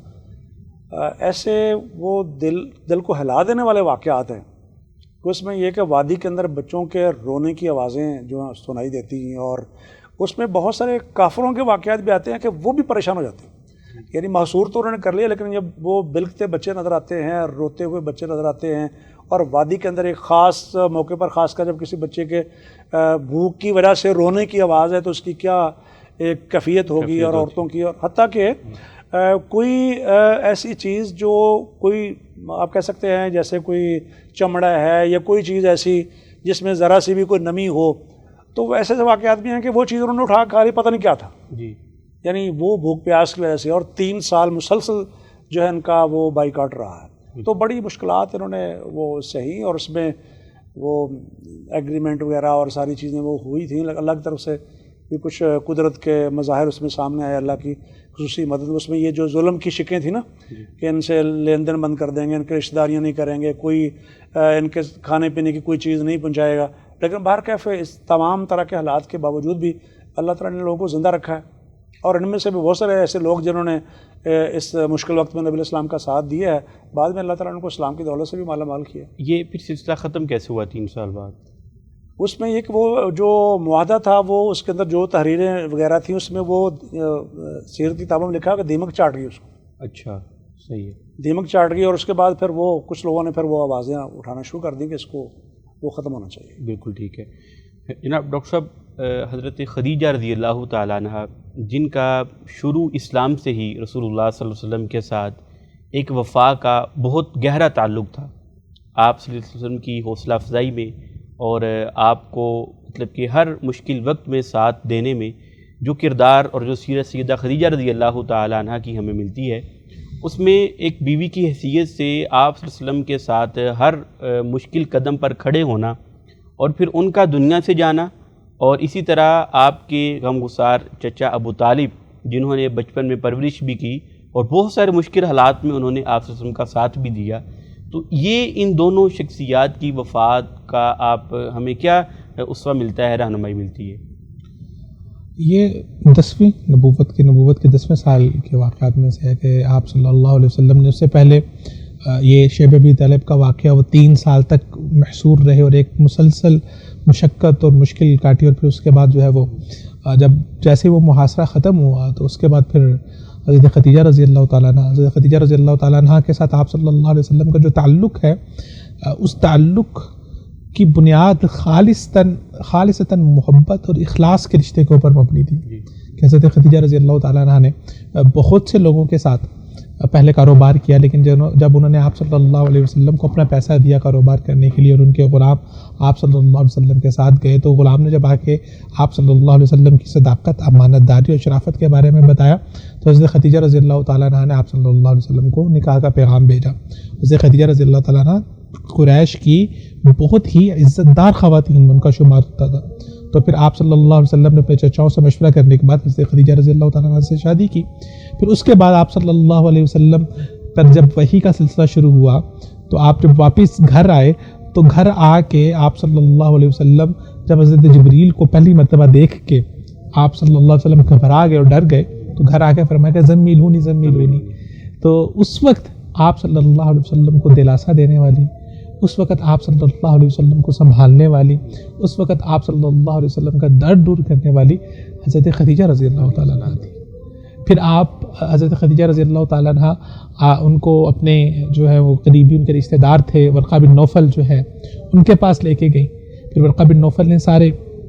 آپ صلی اللہ علیہ وسلم کو سارے واقعات کے بارے میں بتایا کہ اور فرمایا کہ آپ کی قوم آپ کو یہاں سے نکال دے گی، اور کہا کہ میں اس وقت تک زندہ رہوں تو میں آپ کا ساتھ دوں گا۔ تو ان سب چیزوں کے باوجود پھر بھی حضرت خدیجہ رضی اللہ تعالیٰ عنہ نے ایک وفادار بیوی ہونے کا ثبوت دیا اور آپ صلی اللہ علیہ وسلم کا ساتھ دیا۔ پھر جب مخالفتیں آپ صلی اللہ علیہ وسلم نے بولی پھر بھی ساتھ دیا، پھر شعب ابی طالب نے ساتھ دیا۔ آپ صلی اللہ علیہ وسلم کی تمام اولاد حضرت خدیجہ رضی اللہ تعالیٰ عنہ سے تھی۔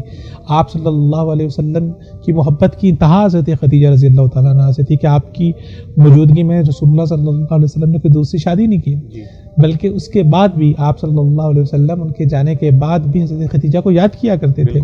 حضرت خدیجہ کی سہیلیوں کو تحفے بھجوایا کرتے تھے۔ اتنا محبت کا تعلق تھا، اتنا ساتھ تھا جو آپ صلی اللہ علیہ وسلم کے ساتھ کندھے کے ساتھ کندھا ملا کے آپ کی سپورٹ بن کے وہ رہی، اور اتنے ساتھ کے بعد جو ہے وہ نبوت کے 10ویں سال میں وہ اس دنیا سے چلی گئی۔ تو وہ ایک غم کا آپ صلی اللہ علیہ وسلم پر کہ آپ کا گھر کا ساتھی جس نے ہر چیز میں آپ کا ساتھ دیا اب وہ ساتھ دینے کے لیے نہیں تھا۔ پھر اس کے بعد جس نے آپ صلی اللہ علیہ وسلم کا سب سے زیادہ ساتھ دیا وہ آپ کے چچا حضرت ابو طالب تھے، کہ وہاں پر اگر جب آپ محاصرہ ہوا، اور یہ جب ہم شعب ابی طالب کی بات کرتے ہیں تو اس وقت قریش کے لوگوں نے کہا تھا، انہوں نے کہا تھا آپ کے پاس 2 آپشن ہیں، یا تو آپ ہمارے حوالے کر دو رسول اللہ صلی اللہ علیہ وسلم کو، یا پھر یہ ہے کہ اگر آپ ہمارے حوالے نہیں کریں گے تو پھر آپ کا بھی بائیکاٹ ہوگا۔ بالکل معاشرتی نہ آپ کے ساتھ کوئی بیاہ کرے گا، نہ آپ کو کھانے کے لیے کچھ ملے گا۔ تو حضرت ابو طالب جو ہیں انہوں نے آپ صلی اللہ علیہ وسلم کا ساتھ دیا، آپ کے ساتھ کھڑے ہوئے، اور اس سے پہلے بھی آپ صلی اللہ علیہ وسلم کے دادا کی وفات کے بعد آپ کی ساری پرورش حضرت ابو طالب نے کی۔ تو ان کا آپ صلی اللہ علیہ وسلم کے ساتھ کھڑے ہونا، پھر ان کی سپورٹ ہونا، پھر وہ بزرگ تھے آپ صلی اللہ علیہ وسلم کا ساتھ دیتے تھے، تو وہ بھی اس دنیا سے چلے گئے۔ تو آپ صلی اللہ علیہ وسلم کی جو 2 بڑی دنیا کے اندر اللہ تعالیٰ کی طرف سے تو ان کو سپورٹ تھی ہی، لیکن دنیا کے اندر جو اللہ رب العزت نے 2 سہارے ان کو دیے ہوئے تھے، جن سے اپنی دل کی بات کر سکتے تھے، جن کے ساتھ اپنے دل کا غم شیئر کر سکتے تھے، اب وہ اس دنیا میں نہیں رہے، اس دنیا سے چلے گئے۔ پھر اس لیے جو ہے وہ اس سال کو جو عام الحزن بھی کہا گیا، غم کا سال بھی کہا گیا۔ بالکل ٹھیک ہے ڈاکٹر صاحب، مکی دور نبوت میں ایک بہت اہم واقعہ آپ صلی اللہ علیہ وسلم کا طائف وادی کی طرف سفر کر کے جانا، دعوت دین کی غرض سے، اور وہاں کے لوگوں کا آپ پر بڑا ہی ایک ری ایکٹ اس انداز میں کرنا، آپ کے لیے آپ پر ظلم کرنا، مشکلات کا پہاڑ ڈھا دینا، اور آپ صلی اللہ علیہ وسلم کو زخمی کرنا، اس طرح کے واقعات ہمیں ملتے ہیں ہسٹری میں۔ تو یہ جو سفر طائف تھا یہ کب آپ صلی اللہ علیہ وسلم نے کیا، کس غرض سے کیا، اور وہاں کے جو حالات پیش آئے وہاں پر، ان کو میں چاہوں گا خلاصتاً آپ رہنمائی فرمائیں۔ یہ بھی عبید الرحمن شفیق صاحب جو بتا رہے تھے نا کہ عام الحزن کا تذکرہ ہو رہا تھا، جی، تو جب آپ علیہ السلام نے دیکھا کہ ایک تو یہاں جو ظاہری 2 سہارے تھے وہ ختم ہو گئے، دوسرا یہ ہے کہ مکے والے تو اب بضد ہیں کہ وہ اس دعوت کو قبول نہیں کریں گے، جی، تو پھر نبی علیہ السلام نے دیگر آپشنز پر غور کرنا شروع کر دیا۔ اس میں یہ تھا کہ آپ علیہ السلام کے ذہن میں آیا کہ طائف کے لوگوں کو میں ساتھ ملاتا ہوں، جی، اور اس کی جو سیر کتابوں میں ایک بڑی ریزن جو بیان کی جاتی ہے وہ یہ ہے کہ طائف کے لوگوں کے ساتھ مکے والوں کا کلیش بھی تھا، جی، یعنی وہ گاہے بگاہے ان کی کوشش تھی کہ ہمارا جو آرڈر ہے وہ چلے، مطلب یہ کہ مخاصمت رہتی ہے، مطلب یہ کہ طائف کے لوگ جو ہیں اگر تیار ہو جائیں قوت اور طاقت کے ساتھ، اور نبی علیہ السلام کے ساتھ ہوں، ایمان والوں ان کے ساتھ ہوں، تو مکہ مکرمہ کے اوپر کنٹرول حاصل کرنا اور ان لوگوں کو مظالم سے روکنا تو مسئلہ کوئی نہیں ہے۔ بالکل۔ تو نبی علیہ السلام سمجھتے تھے کہ دعوت کا ایک مرکز ہوگا طائف، اور یہاں مخاصمت بھی ان لوگوں کی ان کے ساتھ موجود ہے، تو یہ تو نہیں مان رہے ہیں، تو ان کے جو مخالفین ہیں ان کو میں اسلام کی دعوت دیتا ہوں، اگر وہ اس دعوت کو قبول کر لیں تو یہ ظاہر اسلام کو قوت اور طاقت ملے گی۔ لیکن آپ کا جو خیال تھا کہ وہ لوگ میرا ساتھ دیں گے، وہ اس میں ان لوگوں نے ساتھ نہیں دیا، اور بہت زیادہ رد عمل دیا ان لوگوں نے، اور یہاں تک کہ نبی علیہ السلام کو لہو لہان کر دیا، اور آپ کو ایک باغ کے اندر جو ہے وہ پناہ لینا پڑی ہے، یعنی اپنا دفاع کرنے کے، اس میں زید بن حارثہ رضی اللہ تعالیٰ عنہ آپ کے ساتھ تھے، یعنی اپنی جان کی حفاظت کرنے کے لیے آپ کو یہ کچھ کرنا پڑا، یہاں تک کہ حضرت زید رضی اللہ تعالیٰ عنہ. اور اس میں یہ بھی تھا کہ جب آپ علیہ السلام مکہ مکرمہ سے نکلے تو یہ نکلنا بھی کوئی آسان کام نہیں تھا. بالکل ٹھیک. نکلنا بھی آسان نہیں تھا، بلکہ اس میں یہ بھی آتا ہے کہ پھر اگر آپ طائف میں چلے گئے ہیں تو طائف سے واپس آنا بھی آسان نہیں تھا. واپس مکہ مکرمہ میں داخل ہونا اتنا آسان کام نہیں تھا. تو پہلے تو آپ نے اس کو اوپن نہیں کیا، یعنی بتایا نہیں کہ میں اس میں جا رہا ہوں، لیکن یہ کہ ایسے موقع پر کوئی ایسا شخص چاہیے تھا جس پر 100% اعتبار کیا جا سکتا ہو. تو اس میں نبی علیہ السلام نے زید بن حارثہ جو آپ کے متبنہ بھی تھے، ڈاکٹر سن کہتے ہیں، اگر جس رسم کو اسلام نے ختم کر دیا اور لوگ آپ کو زید بن محمد بھی کہتے تھے، تو اللہ تعالیٰ نے فرمایا کہ ان کے اصل باپ کے نام سے بلایا کرو، تو وہ آپ کے ساتھ تھے. اور پھر یہ جو ٹرسٹ والی بات تھی وہ تب بھی ثابت ہو گئی کہ انہوں نے اپنے آپ کو پیش کیا نبی علیہ السلام کو ڈیفینڈ کرنے کے لیے، یعنی آپ کو زخمی ہونے سے بچانے کے لیے خود زخمی ہوئے حضرت زید بن حارثہ رضی اللہ تعالیٰ عنہ، اور واحد صحابی ہیں جن کا نام قرآن مجید کے اندر ذکر ہوا ہے. تو پھر اب یہ کہ یہ مظالم تو ہو گئے اور جسم کو نقصان بھی بہت زیادہ پہنچا، اور اس موقع پر ملک الجبال کو اللہ تعالیٰ نے بھیجا، یعنی جو فرشتہ پہاڑوں کے اوپر تعینات اللہ نے کیا ہے. اس نے کہا کہ اگر آپ اجازت دیں تو ان لوگوں کو میں جو الفاظ ہیں وہ طبق علیہم الاخشبین، کہ یہ جو دو پہاڑ ہیں طائف کے، ان دونوں کے درمیان ان کو پیس کے رکھ دو، یعنی ان کے اوپر یہ پہاڑ الٹ دیا جائے اور پورا طائف جو ہے وہ ختم کر دیجیے. اور یہ قبیلہ جو ان کا معروف طائف کا وہ ثقیف قبیلہ ہے. ٹھیک. لیکن نبی علیہ السلام نے فرمایا کہ اگر یہ لوگ دعوت کو قبول نہیں کرتے ہیں، یہ حق کو قبول نہیں کرتے ہیں، تو مجھے امید ہے کہ اللہ تعالیٰ ان کی نسلوں میں سے بن اصلابہم، ان کی نسلوں میں سے اللہ تعالیٰ ایسے لوگ پیدا کریں گے جو صرف اور صرف اللہ کی بندگی کریں گے اور اس کے ساتھ کسی کو شریک نہیں ٹھہرائیں گے. اور پھر یہ جو نبی علیہ السلام کا فرمان تھا اس میں ہم بھی فیض یافتگان میں سے ہیں، اس اعتبار سے کہ میں کبھی کبھی کہا کرتا ہوں کہ نبی علیہ السلام نے جو طائف کے لوگوں کو معاف کیا تھا نا، جبریل نے کہا تھا ان کو ختم کر دیا جائے، تو آپ نے فرمایا کہ ان کی نسلوں سے اللہ تعالیٰ ایسے لوگوں کو پیدا کرے گا جو صرف اللہ کی عبادت کریں گے اور اس کے ساتھ کسی کو شریک نہ ٹھہریں گے. پھر اسی ثقیف قبیلے میں سے اللہ تعالیٰ نے محمد بن ثقفی کو اٹھایا، ثقیف قبیلے سے محمد بن قاسم، اور پھر وہ یہاں آتے ہیں فاتح ہونے کی حیثیت سے، اور پھر بے شمار لوگوں نے یہاں اس فتح کے بعد اسلام قبول کیا. اور عین ممکن ہے کہ ہم میں سے بہت سارے وہ ہوں جو جن کو نبی علیہ السلام نے معاف کیا، ان کی نسل میں سے ایک بندہ آیا اور اس کی وجہ سے پھر لوگ مسلمان ہوئے، ہمارے بڑے مسلمان ہوئے، اور پھر ہم ان کی نسل میں سے ہیں. ہم سے مراد برصغیر کے لوگ. جی، برصغیر کے لوگ. اس کا مطلب یہ کہ نبی پاک کی معافی کی برکت سے ہم لوگ مسلمان ہو سکتے ہیں. بالکل. جو طائف والوں کو نبی علیہ السلام نے معاف کیا. اور پھر بھی آپ ڈسہارڈ نہیں ہوئے ہیں کہ اگر یہ نہیں ہے تو کل ان کی نسلوں سے اللہ تعالیٰ ایسے لوگوں کو پیدا کرے گا جو موحدین ہوں گے اور خالص اللہ تعالیٰ کی بندگی کریں گے. باقی رہی دوسری بات کہ پھر مکہ مکرمہ میں کیسے واپس جو آنا ہے، تو پھر مطعم بن عدی رضی اللہ تعالیٰ عنہ، انہوں نے اپنے خود جو ہے وہ ویپنز نکالے، اپنے رشتہ داروں کو جو آپ کے خاندان کے لوگ تھے ان کو تیار کیا، اور پھر وہ تحفظ کے اندر اور پورے ایک آپ کہہ لیں کہ اس کو آج کل سیکورٹی کہتے ہیں یا گارڈز کی موجودگی کے ساتھ نبی علیہ السلام کو پھر واپس وہ مکہ مکرمہ میں لے کر آئے ہیں. اور نبی علیہ السلام اس احسان کو بہت زیادہ یاد رکھتے تھے. جب بدر کے قیدیوں کی بات آئی تو نبی علیہ السلام نے فرمایا نا کہ آج اگر مطعم بن عدی ہوتے نا اور وہ اگر کہتے ہیں کہ ان کو چھوڑ دیا جائے تو میں ان کو چھوڑ دیتا. یعنی آپ نے ان کے اس احسان کو جو ہے وہ فراموش نہیں کیا. اور ویسے بھی آپ ہر بندے کا احسان جو ہے وہ یاد رکھتے تھے. اسی تناظر میں یہ بات آپ نے کہی تھی کہ میں نے ہر شخص کے احسانات کا بدلہ چکا دیا ہے، ایک ابو بکر ہیں جن کے احسانات کا بدلہ اللہ تعالیٰ ہی دیں گے. یعنی اتنے احسانات ہیں ان کے. حالانکہ نبی علیہ السلام کے احسانات ان کے اوپر زیادہ تھے، لیکن یہ جو کہ احسان ماننا، کسی کے احسان کی قدر کرنا، یہ نبی علیہ السلام کی ذات پر ختم تھا. بالکل ٹھیک ہے. ڈاکٹر صاحب، آپ صلی اللہ علیہ وسلم طائف تشریف لے گئے دعوت دین کی غرض سے، اس کنٹیکسٹ میں کہ طائف والوں نے آپ کے ساتھ جو بیہیو کیا اور آپ صلی اللہ علیہ وسلم کا اس پر صبر اور بلکہ ان کے لیے دعا اور فرشتے کی طرف سے کی گئی آفر کو بھی ریجیکٹ کر کے ان کے لیے بخشش کی دعا کی، تو کیا پیغام ہے داعین کے لیے کہ اگر کسی ایسی جگہ پر کوئی ایسی صورتحال پیش آتی ہے کہ جہاں پر آپ دین کا پیغام لے کر گئے ہیں اور آپ کی توقع سے ہٹ کے لوگوں نے آپ کے ساتھ ایسا بیہیو کیا ہے جو آپ کی عزت اور توقیر کے مقام کے خلاف ہے،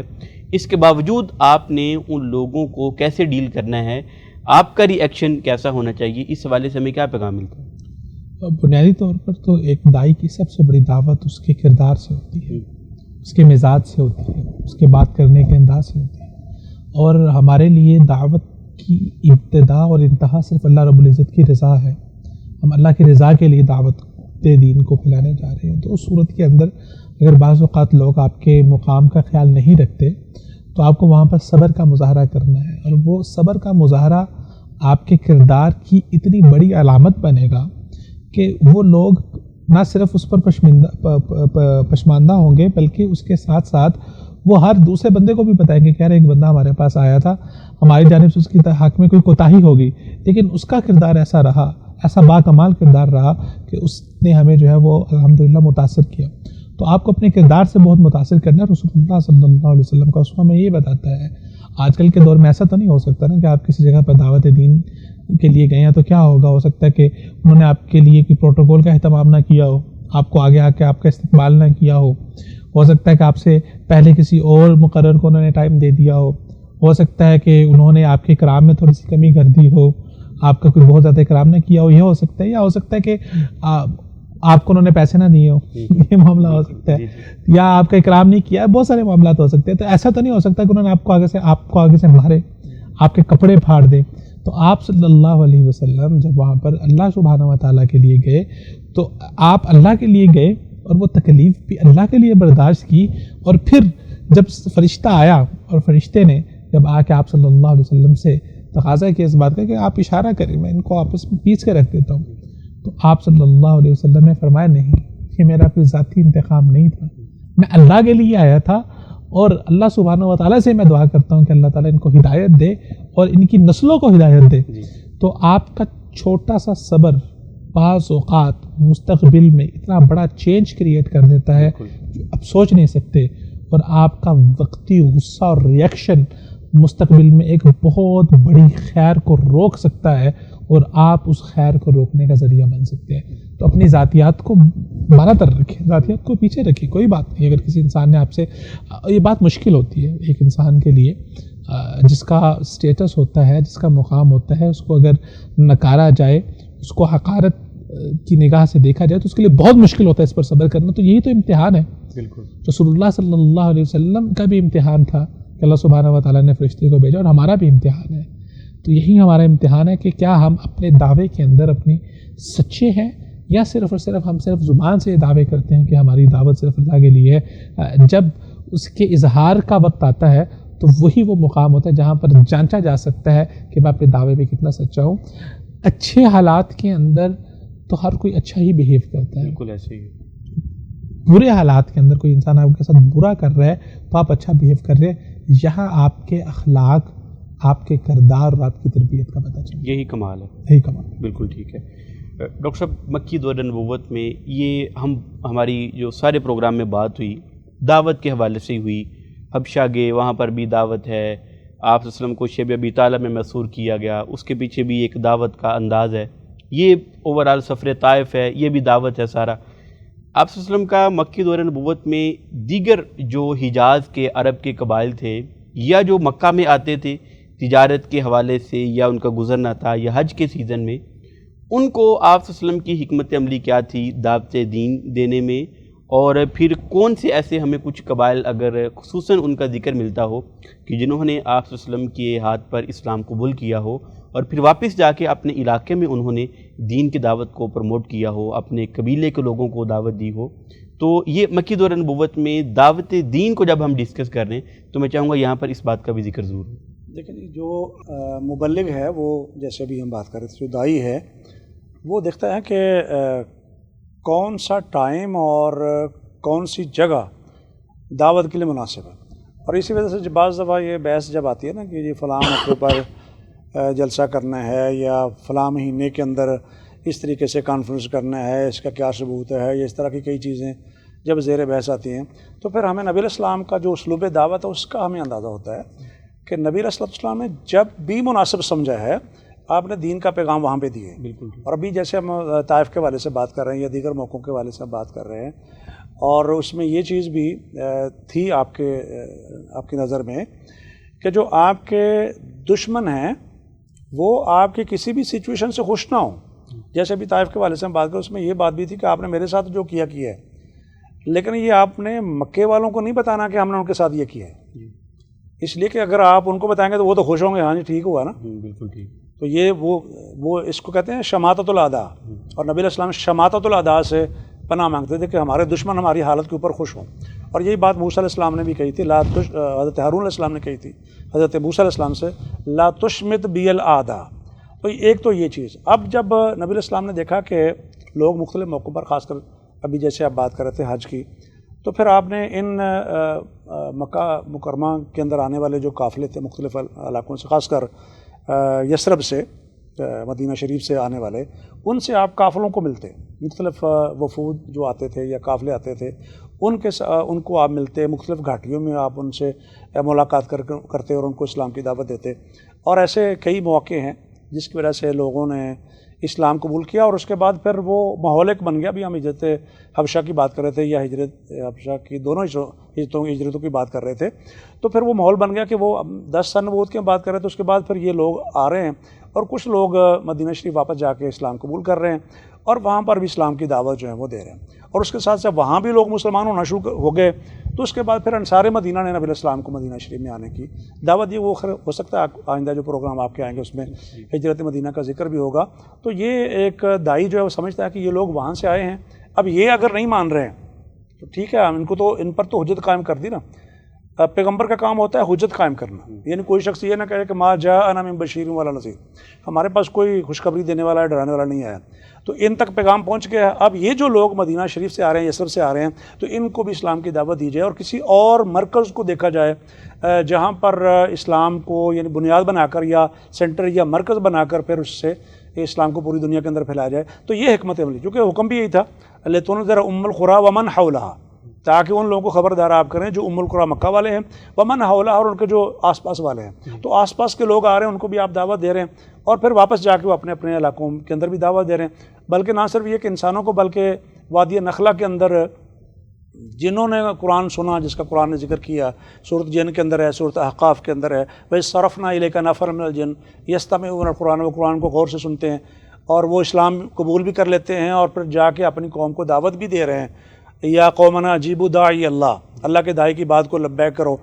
لبیک کہو. تو اللہ تعالیٰ نے پھر سورۃ جن نازل فرمائی، قل اوحی الی انہ استمع نفر من الجن. یعنی اس میں اس طرح کے حالات میں کہ جب یہ لوگ نہیں مان رہے ہیں، وہ نہیں مان رہے ہیں، تو اور لوگ ہیں جو اس دعوت کو قبول کر رہے ہیں. نہ صرف ایک انسان بلکہ جن خود آتے ہیں اور آپ کا قرآن سنتے ہیں اور قرآن سن کے مسلمان ہو جاتے ہیں. نہ صرف یہ کہ مسلمان ہوتے ہیں بلکہ اپنی قوم کو بھی اس اسلام کی طرف جو ہے وہ مائل کرتے ہیں اور دعوت دیتے ہیں اور انہیں وارننگ دیتے ہیں کہ اگر تم نے یہ کام نہ کیا تو تمہارے لیے نقصان کا سودا ہوگا. تو نبی علیہ السلام نے وفود سے مل کے پھر وہ ایک ماحول بنا کے لوگ مسلمان ہوئے مدینہ شریف کے اندر، اور پھر بالآخر انہوں نے آپ کو مدینہ شریف آنے کی دعوت دی.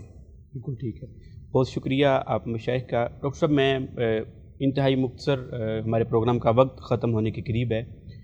سیرت مصطفیٰ انسانیت کے لیے اسوہ کامل، جو بھی چیزیں آج کے پروگرام میں ہم نے ڈسکس کی، اوورآل مکی دور نبوت کو کہ آپ صلی اللہ علیہ وسلم کا مکی دور کیسا تھا، کیا ہمیں اسوہ ملتا ہے؟ میں اب دونوں سے اس میں مختصر الفاظ کے اندر کہ ہم ایک سیرت کو صرف تاریخ کا حصہ نہ بنائیں بلکہ واقعتاً آپ صلی اللہ علیہ وسلم کے شب و روز اور آپ کا جو بھی زندگی کا حصہ تھا، چاہے وہ مکہ میں تھا چاہے وہ مدینہ میں تھا، ہم اس کو بطور اسوہ آئیڈیل اور نمونہ لیں اور پھر اپنی زندگی کو اس کے مطابق ڈالنے کی کوشش کریں. اس حوالے سے میں چاہوں گا آپ کا کیا پیغام ہے؟ جی، مکی دور میں بنیادی طور پر آپ صلی اللہ علیہ وسلم کو جس دشمن کا سامنا تھا، وہ دشمن وہ تھا کہ جو آنکھوں میں آنکھیں ڈال کے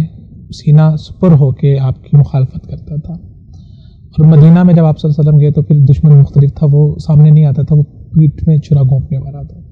تو اس پورے اسوہ میں انسان کو یہ دیکھنا ہے کہ وہ دشمن جو آپ کے سامنے کھڑا ہے، آپ نے اس سے کس طرح سے نپٹنا ہے، اس کے ساتھ آپ نے کس طرح سے معاملات کرنے ہیں.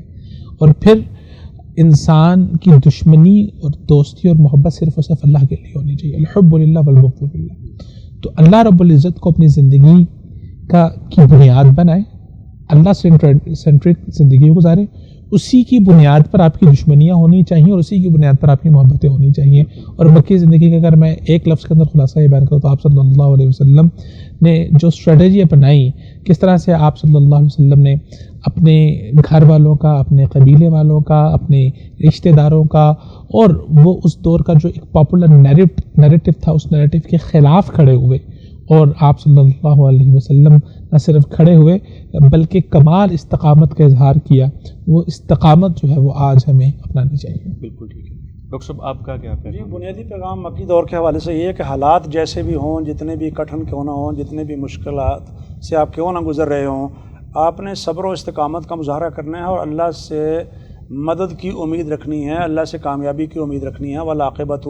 للمتقین کے انجام کار جو ہے متقیوں کے لیے ہی ہے, پرہیزگاروں کے لیے ہے. بالآخر اللہ تعالیٰ کی مدد جب نازل ہوتی ہے تو پھر اللہ تعالیٰ ان کو ڈومینیٹ کرتا ہے, ان کو غلبہ بھی ملتا ہے, اقتدار بھی ملتا ہے, اختیار بھی ملتا ہے. لیکن کچھ حالات ایسے ہوتے ہیں جس میں انسان کو برداشت اور صبر سے کام لینا پڑتا ہے. تو یہ مکی دور کے اندر یہی نبی علیہ الصلوۃ والسلام نے کیا ہے, اور قرآن نے بھی کہا کہ وہ صبر کرتے ہیں. وعلیٰ ربہم یتوکلون, وہ اپنے رب پر بھروسہ کرتے ہیں, اور جو اللہ پر بھروسہ کرتا ہے, اللہ کے سپرد کر دیتا ہے اپنے آپ کو, اللہ تعالیٰ اس کے لیے کافی ہو جاتا ہے. بالکل ٹھیک ہے. بہت شکریہ آپ دونوں مشائخ کا, بہت کچھ سیکھنے کو ملا آج کے پروگرام میں. ناظرین کرام, ہمارے پروگرام کا وقت ختم ہوا. میں اس پیغام کے ساتھ اجازت چاہوں گا جو مجھ طالب علم نے آج کی ان دونوں مشائخ کی گفتگو سے سیکھا ہے کہ انسان کو جب دین کے راستے پر انسان چلا ہے تو اس میں اپنے نفس کے اندر, اپنے آپ کے اندر برداشت ضرور پیدا کرنی چاہیے, اور اس کے جو ثمرات ہیں یہ وقتی طور پر تو نہیں لیکن آنے والے وقت میں انسان کو دیکھنے کو ملتے ہیں. اور دوسرا کہ جب انسان اللہ کی رضا کے لیے اور اللہ کے دین کا کام کرتا ہے تو اس میں ذاتیات کو پیچھے رکھنا چاہیے, اور اس دین کی دعوت کے کیا تقاضے ہیں, فوائد کیا ہیں, اور آپ جس جگہ دعوت دے رہے ہیں اس کے تقاضے کیا ہیں, ان کو سامنے رکھنا چاہیے. اور پھر اگر ہم سیرت النبی صلی اللہ علیہ وسلم کو انٹرسٹ ہیں, اس کے اندر ہم دلچسپی رکھتے ہیں, تو صرف تاریخ کی حد تک نہیں بلکہ واقعتاً ہم اس بات کو نقطہ نظر بنا کر سیرت کو پڑھیں کہ جو ہم نے پڑھا ہے, جو ہم پڑھ رہے ہیں, جو تاریخ کا حصہ ہے, ہمارے لیے کیا سبق ہے, ہمارے لیے اس میں کیا اسوہ ہے. اور پھر اس کے ساتھ جو بات ہوئی پروگرام میں کہ قرآن جو پورے مکی دور کے اندر, دور نبوت میں آپ صلی اللہ علیہ وسلم کی زندگی کے مختلف واقعات, ہجرت حبشہ میں کہ قرآن کیسے اثر اس نے کیا, غیر مسلموں پر اثر کیا, اور صرف قرآن کی تلاوت سن کر ان لوگوں کے دل نرم ہو گئے. تو اگر ہم قرآن کو پڑھنے کے ساتھ ساتھ قرآن فہمی میں بھی توجہ دیں اور قرآن کے مفہوم کو سمجھنے میں کوشش کریں, اور اپنے جو آپ کے مخاطبین ہیں آپ ان کو قرآن سنانے کے ساتھ قرآن کا مطلب اور مفہوم بھی بتائیں, تو یقیناً رزلٹ کچھ اور ہو سکتا ہے. اللہ سے دعا ہے اللہ تعالی ہمیں سمجھ کر عمل کرنے کی توفیق دے. میں اجازت چاہوں گا, انشاءاللہ آئندہ پروگرام میں آپ سے ملاقات ہوگی. السلام علیکم ورحمۃ اللہ وبرکاتہ. صلی اللہ علیہ وسلم, صلی اللہ علیہ وسلم.